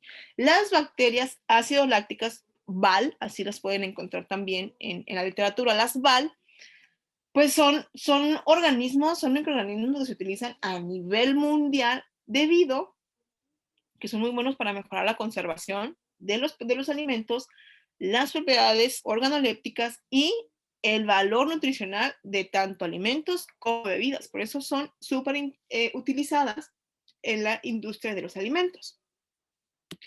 Estas bacterias de tipo pseudoláctico han sido utilizadas durante muchísimo tiempo en la elaboración de cerveza, sobre todo para acidificar el mosto y en la producción sobre todo de estilos tradicionales, ¿no? Como dijimos, las lambic y las, ahí ustedes me ayudarán, no sé si no lo sé, lo pronuncié muy bien, pero son las goose, no sé pronunciar esa palabra, ¿no? Pero esos dos estilos de cerveza. Y esto se da prácticamente pues, por fermentaciones espontáneas, ¿no? Al haber ahí todos los microorganismos disponibles, pues se van a dar fermentaciones espontáneas en vez de controladas, ¿no? Que siempre uno como cervecero, pues es controlar las fermentaciones, ¿no? Intentar controlar el sistema, porque pues es de verdad muy, muy complicado. Entonces, a partir de este enfoque, ¿no? Sabemos que tenemos una gran variedad de microorganismos que podemos utilizar para llevar una fermentación. Puede ser del tipo tradicional y espontánea, que es lo que generalmente en el pasado eran las fermentaciones tradicionales, se dejaban ahí, venga, lo que pegada, pues ya es una fermentación espontánea, ¿no? Sin embargo, ahorita la fermentación ya está cambiando hacia una fermentación un poco más contemporánea y sobre todo controlada. Una fermentación muy controlada es lo que buscamos como cerveceros, ¿no? Bueno, sabemos que realizar ese tipo de cervezas puede llevarnos incluso 3, 4 años, ¿no? En obtener estos compuestos, ¿no? De una fermentación de manera tradicional y espontánea. Sin embargo, muchos cerveceros han ido enfocándose o han ido estudiando cómo disminuir este tiempo, porque todo el tiempo que ustedes tengan un fermentador es energía que están gastando. Entonces imagínense tener una cerveza por 3, 4 años almacenada, es energía que se está gastando. Entonces, por eso ha ido cambiando un poco los sistemas de fermentación, por eso son fermentaciones, digamos, más contemporáneas, más adecuadas a esta industria, porque ya son fermentaciones muy controladas. En este caso, muchos cerveceros van a elegir un enfoque mucho más rápido y para ello van a decidir implementar cultivos mixtos, cultivos tanto de levaduras y de bacterias con el fin de apresurar ese tiempo y poder tener una cerveza en unos 4 meses, disminuir muchísimo ese tiempo. Entonces sabemos que la producción tradicional de estas cervezas, de las cervezas ácidas, es una base o su base es fermentación espontánea, ¿no? Y utiliza los microorganismos autóctonos, los microorganismos propios de la cervecería para inocularlos en el mosto. Pues en este caso, en este tipo de fermentaciones, por ahora sí como cerveceros, ustedes como cerveceros tienen poca o nula, ¿no? Nula influencia sobre este proceso fermentativo, ¿no? Porque es espontáneo, es totalmente espontáneo y uno no puede controlar lo que se va a empezar ahí. Por lo tanto, esto nos puede afectar la consistencia del producto. Y bueno, algunos de los principales géneros que se han aislado de estas bebidas tradicionales, la mayoría pues pertenecen al género de los lactobacilos, los lactococos, los mismos que dije arriba, ¿no? Leuconostoc y los pediococos, ¿no? En el caso de los pediococos, han sido los principales que se han aislado de cervezas lámbicas y ese tipo de cervezas que les digo que no sé pronunciar, Geuse, no sé, son pediococos, ¿no? Los que principalmente fermentan. En el caso de las Berliner, esos los principales organismos que tenemos o que se han aislado principalmente son Lactobacillus brevis y Lactobacillus dulbrecki, que son los dos microorganismos que mayor dominancia tienen en las Berliner, en ese tipo de cervezas, ¿no? Entonces, pues, esto es muy interesante. Cervezas ácidas, ¿no? Les traigo un pequeño artículo que estuve leyendo que si gustan, con mucho gusto se los envío para que tengan la oportunidad de leerlo porque es muy interesante. No es muy viejo, tiene 2 años, del 2018, ¿no? Entonces sabemos que las cervezas ácidas pues se van a producir por el inóculo, cuando inoculamos, pues levaduras ácido lácticas a nuestro mosto, ¿no? Lo podemos nosotros inocular antes, después de hervir, después de enfriar. Esas son decisiones que ustedes toman, ¿no? Sin embargo, este tipo de, o el momento en el que ustedes van a decidir agregar el inóculo, el cultivo, pues aquí nos va a dar diferentes, puede ser diferentes hasta resultados, diferentes compuestos los que vamos a obtener, ¿no? Como les digo, este tipo de cervezas, las Flanders, las Lambic, pues se pueden madurar durante 3 años o incluso más, ¿no? Con el fin de que le demos a nuestra mezcla adecuada de sabores, ¿no? Es lo que les decía. Sin embargo, pues muchos de ustedes van a decidir producir ese tipo de cervezas de manera mucho más rápida al implementar cultivos lácticos, ¿no? Para asimilar este mosto. Y bueno, ese es el artículo que les decía, producción de cervezas ácidas, el impacto, la secuencia del inóculo de bacterias y de levaduras y bacterias ácido-lácticas. Si alguien, con gusto se los mando, ¿no? Bueno, en este caso, en este estudio, aquí se demostró el impacto que puede tener o la consecuencia que puede tener el inóculo o los diferentes momentos de inóculo en la producción de cerveza ácida utilizando levaduras y bacterias ácido-lácticas, ¿no? Y esto nos va a afectar en el rendimiento de la fermentación, nos puede afectar en el pH, así como el contenido de ácido láctico que vamos a obtener al final. Nada más esto, imagínense, el impacto, la secuencia, los tiempos, el momento en que nosotros vamos a inocular, podemos tener estos 3 problemas, ¿no? Que mi fermentación no tenga un buen rendimiento, que mi pH esté, pero cambiando bastante, y que el contenido de ácido láctico puede que no sea el idóneo o puede que me esté pasando y sean cervezas un poco o muy complicadas de tomar, ¿no? En este artículo, ellos demostraron que al inocular bacterias antes que las levaduras, les permitió un mayor rendimiento, un rendimiento de ácido láctico adecuado. Y el deceso de pH también fue deseado, ¿no? Ellos encontraron que primero si inoculaban primero bacterias y después levaduras, el rendimiento tanto de ácido láctico como el pH que obtuvieron era lo que ellos estaban buscando, ¿no? Les digo, si alguien lo quiere leer, con mucho gusto se los puedo mandar porque es bastante largo. Nomás después sigo como la conclusión, cómo afectan los tiempos el tiempo, el momento, la cantidad del inóculo en las cervezas ácidas, ¿no? Y bueno, vean qué interesante, este es otro pequeño artículo que leí sobre otra fuente donde podemos obtener bacterias acidolácticas, ¿no? Y una que bastante utilizada, no sé si en México quizás se hubieran utilizado, pues es esto de agregar pedazos de madera, ¿no? Biomasa leñosa, así la conocemos. Aquí lo que va a haber son unos compuestos que se llaman gilolisacáridos, que van a ser prácticamente sustrato para que se dé una fermentación de las bacterias lácticas cuando producimos cervezas ácidas.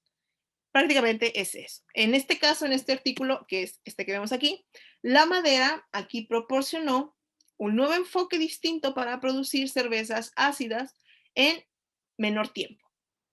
De 1 a 3 años, que generalmente se producen ese tipo de cervezas, ellos lograron producirlas en 4 semanas con factores o con condiciones organolépticas y lo que buscaban, ¿no? Muy parecidas a la dura comercial. Entonces, vean, hay diferentes fuentes de donde nosotros podemos obtener nuestros microorganismos y dependiendo de la fuente, pues van a ser los compuestos que podemos nosotros estar obteniendo, ¿no?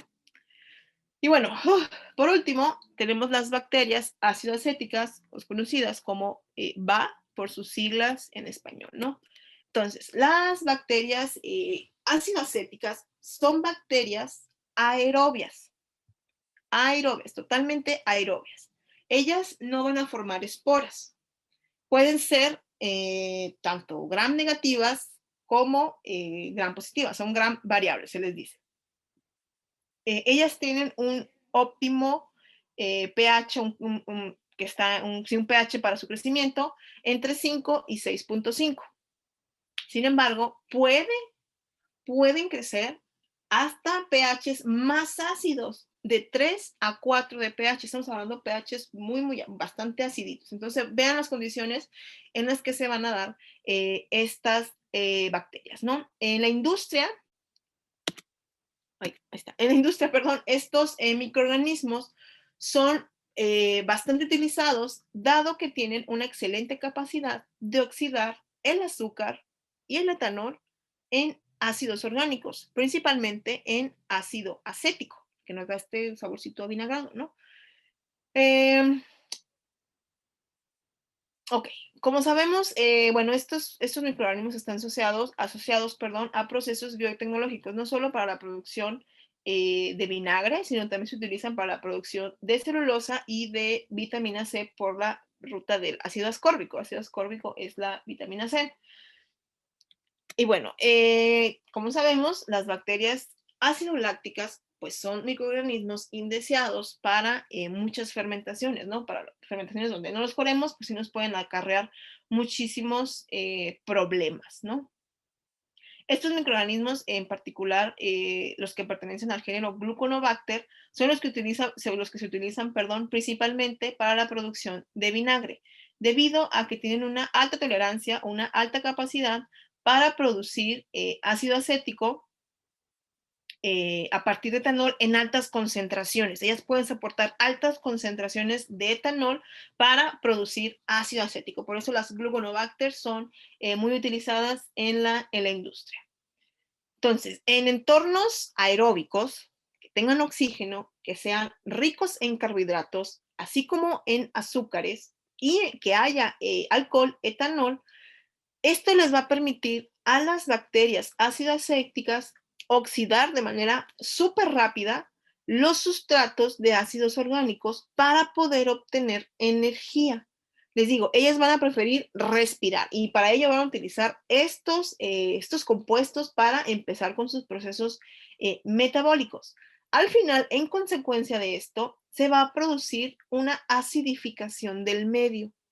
El que estas bacterias acidifiquen el medio también les ayuda al éxito como especie, ya que si hay un medio acidificado, pues va a prevenir que otras bacterias que son competidoras para las acidoacéticas, pues puedan crecer. ¿Por qué? Porque estos microorganismos pues, poseen mecanismos para tolerar altas concentraciones de ácido acético, de acidez, ¿no? Y estas bacterias las podemos encontrar de manera común, están en plantas, en flores, en frutos frescos, en frutos deshidratados, en diferentes fuentes, desde donde podemos nosotros obtener nuestras bacterias ácido-acéticas.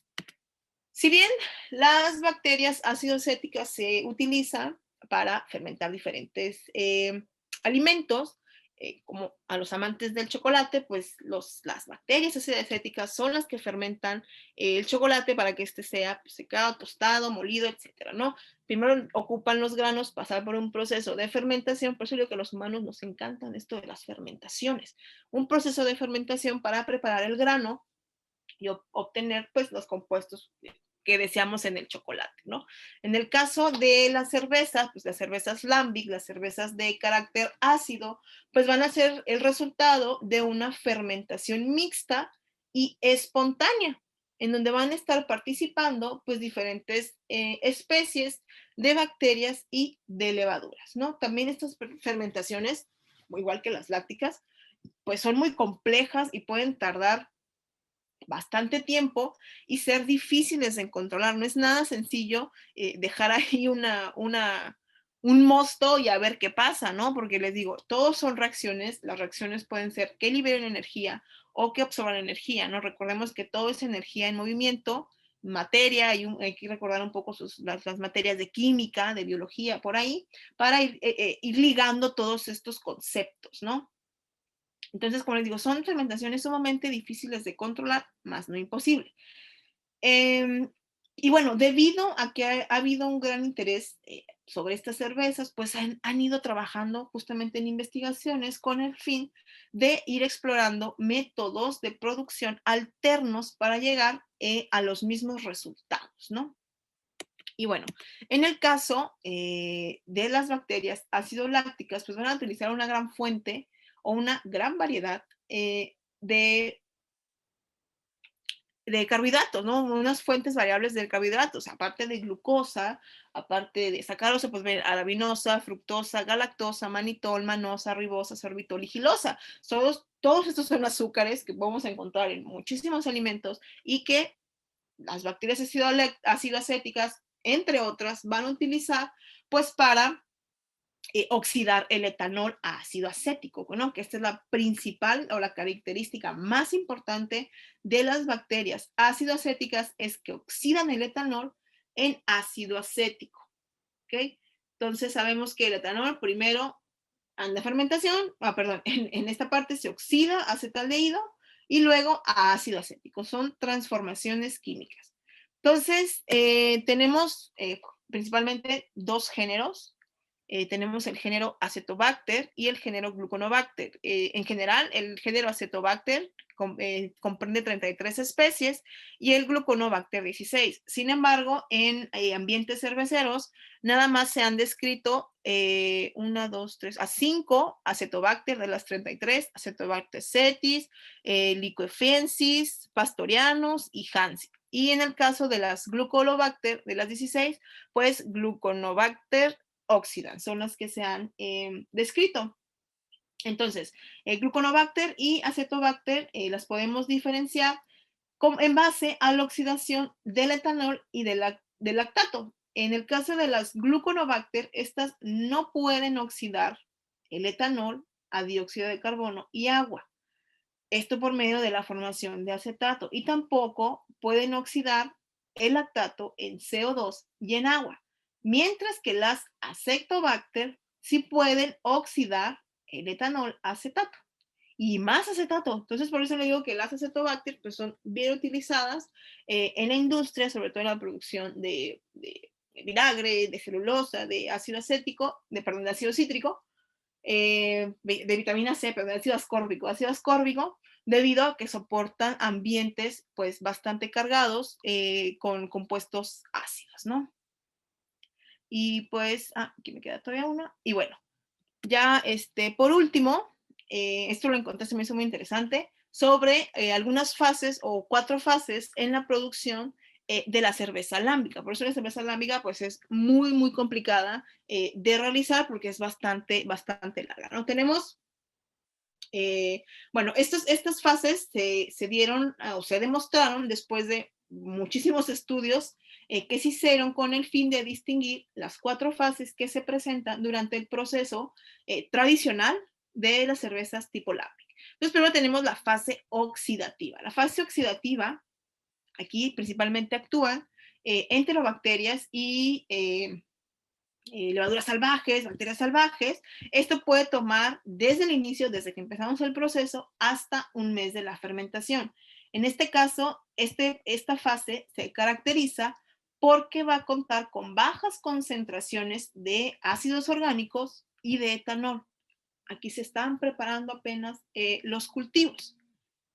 Luego tenemos la siguiente fase, que es la fase de fermentación principal, que esta puede durar desde el primer mes hasta el mes 4.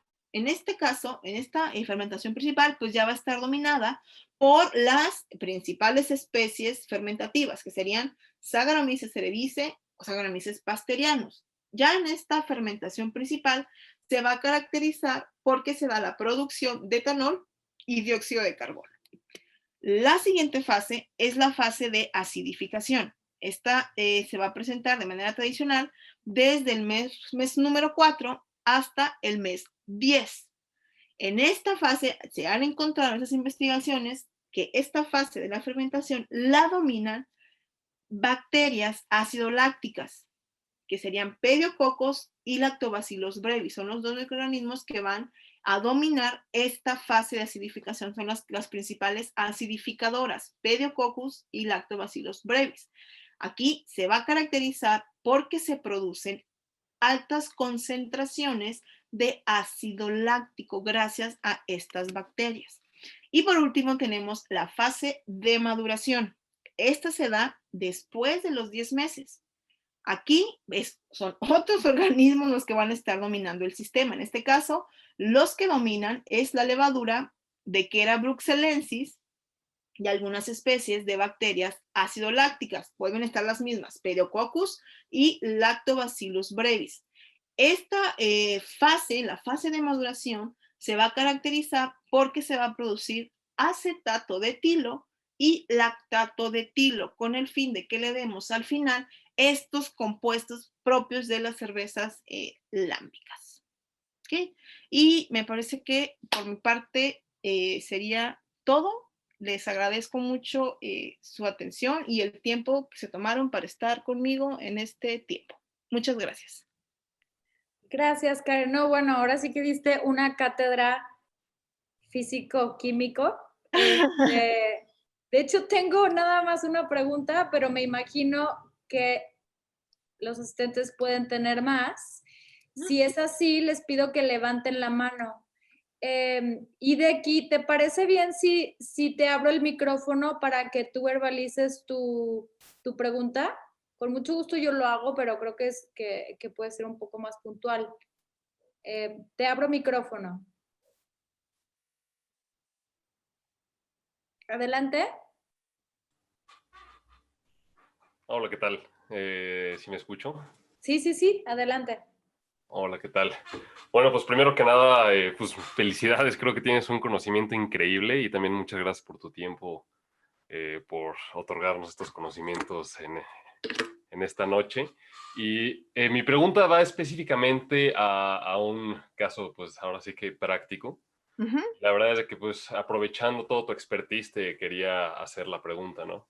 Nosotros tuvimos alguna vez un caso en donde, pues, hicimos un batch de cerveza, hicimos la inoculación con con nuestra levadura ale, todo arrancó muy bien, terminó en un muy buen tiempo, tenía los perfiles deseados, pero en la parte de la maduración, en donde empezamos a utilizar agentes clarificantes, para madurar también la cerveza y que se abrillantara un poco más. Empezamos a notar pues ya como que esas características de contaminación, un pequeño velo, hicimos ahí como que unas pruebas organolépticas y pues hicimos la conclusión de que teníamos una contaminación láctica, ¿no? Con pequeñas notas ácidas, también un poco de diacetilo y demás. Entonces mi pregunta aquí sería, ¿esta contaminación ocurrió post-fermentación, digamos, introdujimos dentro del sistema accidentalmente estas bacterias o pudo haber sido que estuvieran latentes desde que inoculamos la levadura y que se manifestaran hasta la parte de la maduración? Ok, puede ser de las dos. Recuerda, siempre que abrimos pues nuestro sistema, siempre tratamos que nuestro sistema sea cerrado, ¿no? Cada vez que nosotros abrimos, cada vez que está en contacto con el oxígeno, es el ingreso de miles de bacterias, ¿no? No las veamos, pues en ese momento aprovechan. ¿Por qué? Porque hay nutrientes en tu mosto.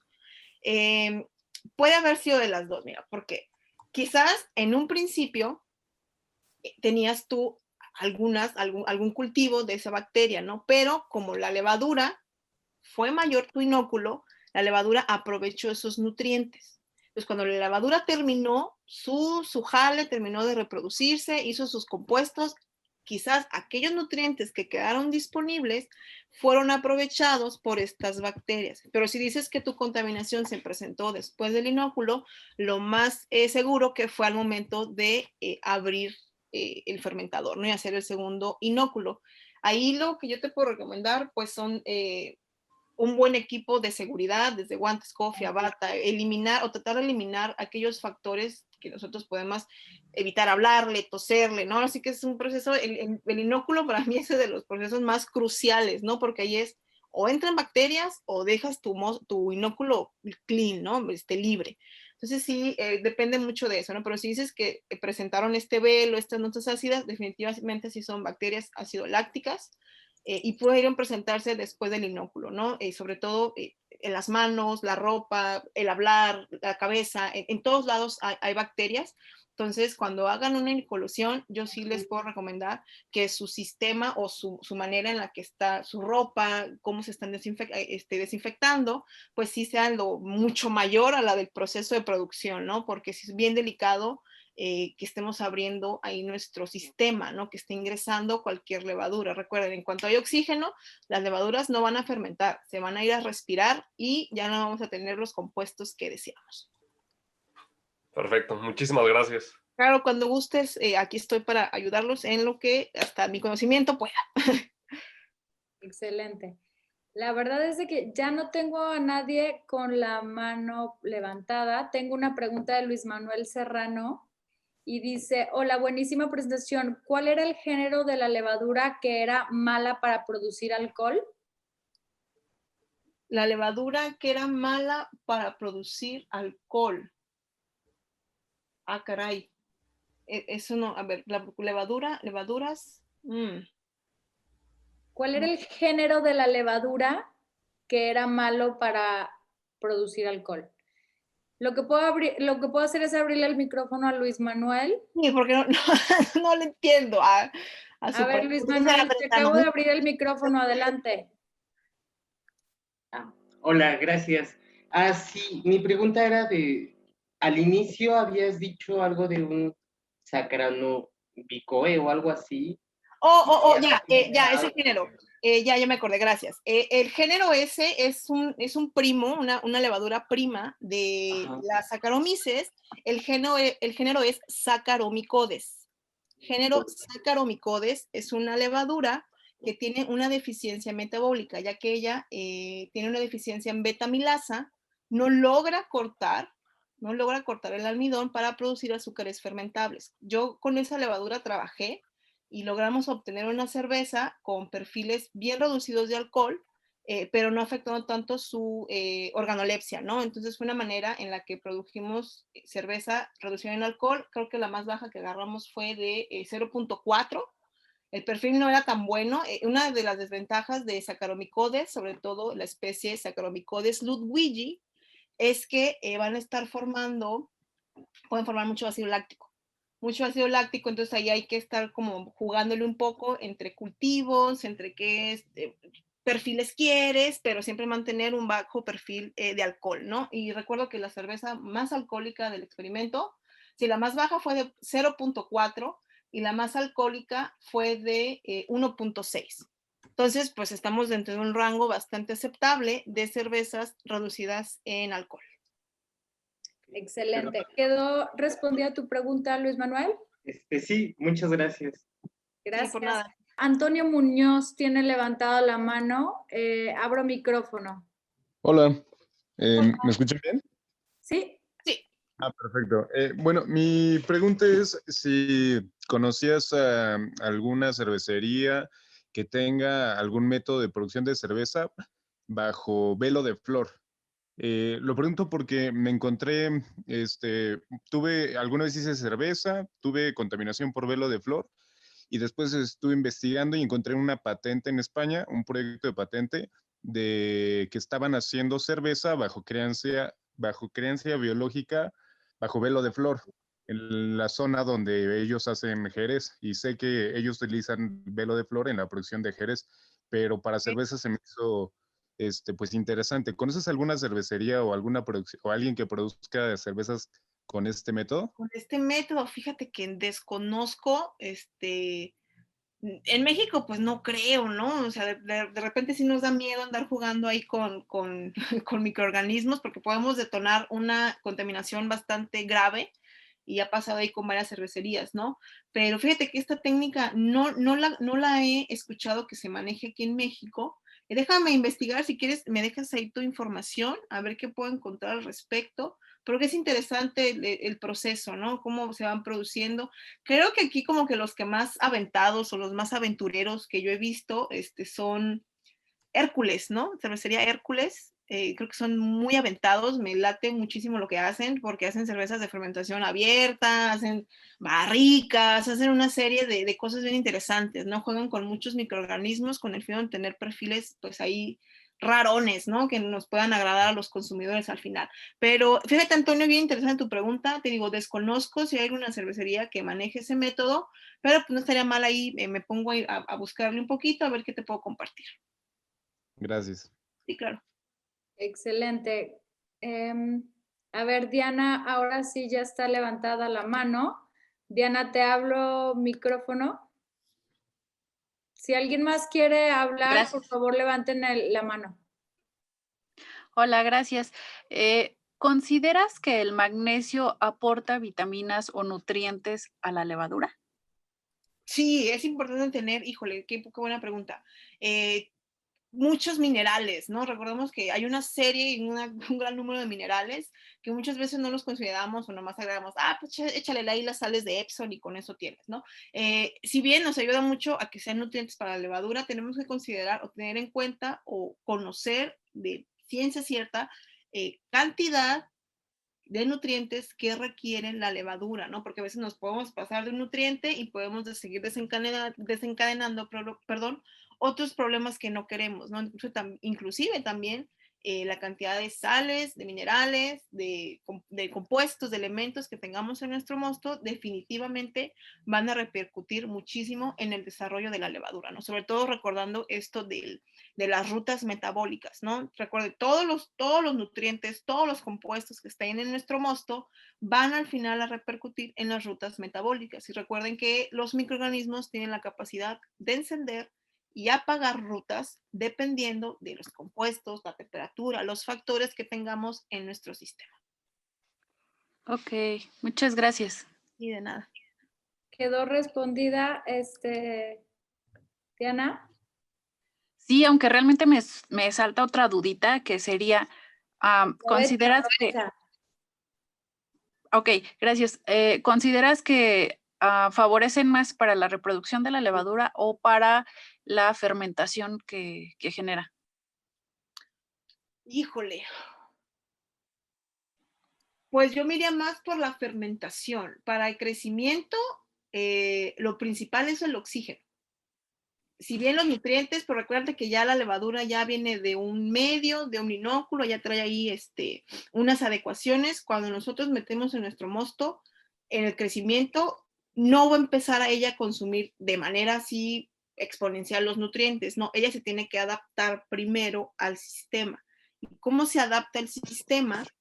Lo primero es que haya oxígeno, ¿no? Y que no haya oxígeno ni de más ni de menos, que haya oxígeno adecuado para que pueda crecer. Ya que tenga yo, esté lista para la levadura, esté lista para empezar a crecer, a dividirse, ahora sí, va a tomar todos los nutrientes y los va a empezar a meter a rutas metabólicas, ¿no? Que desde construcción de proteínas, aminoácidos, lípidos, para todo lo que ella necesita, recuerden, las rutas metabólicas se van a producir estos elementos que va a requerir la levadura para que se dé el crecimiento exponencial, ¿no? Para que empiecen a consumirse todos los nutrientes. Ok, muchísimas gracias. Sí quedó aclarada mi duda. Muy bien. Qué bueno, Diana. Karen, muchísimas gracias.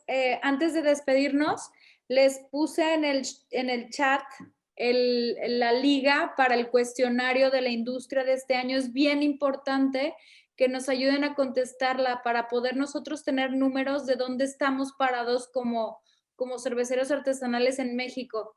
Por favor, contesten la encuesta, denle el link, denle un clic y por favor háganlo hoy mismo. Es bien importante que nosotros estemos organizados y esta es la forma de hacerlo. Entonces, dejo el link y me despido, Karen. Muchísimas gracias por tu tiempo. Fue una cátedra interesantísima. Todo el mundo duró aquí 2 horas, entonces nunca había durado tanto un webinar. Disculpen, No, al contrario. No, al contrario, gracias a ti que te tomaste el tiempo. No, Cris, de verdad, muchísimas gracias por tomarnos en cuenta.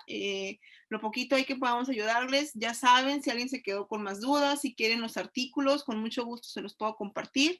Me escriben ahí un correíto, Facebook, si es en Tecnología Cervecera, y con muchísimo gusto les paso los artículos, los que, si alguien necesita de otra información, a lo mejor yo los tengo. Yo con esa información, y yo no soy así como no, me gusta compartir, ¿no? Porque es conocimiento y entre más conocimiento tengamos como industria nos vamos a ir fortaleciendo, ¿no? Entonces, pues yo les agradezco mucho, me emocioné un poco el tema, pero híjole, es que la ciencia me encanta, entonces yo agradezco que se hayan pasado este tiempo conmigo y pues para lo que necesiten, aquí estoy yo para apoyarlos. Muchísimas gracias. Buenísimo, muchísimas gracias, Karen. Nos vemos pronto. Gracias a todos por acompañarnos y nos vemos la próxima semana. Gracias y que tengan todos buenas noches. Excelente noche, hasta luego.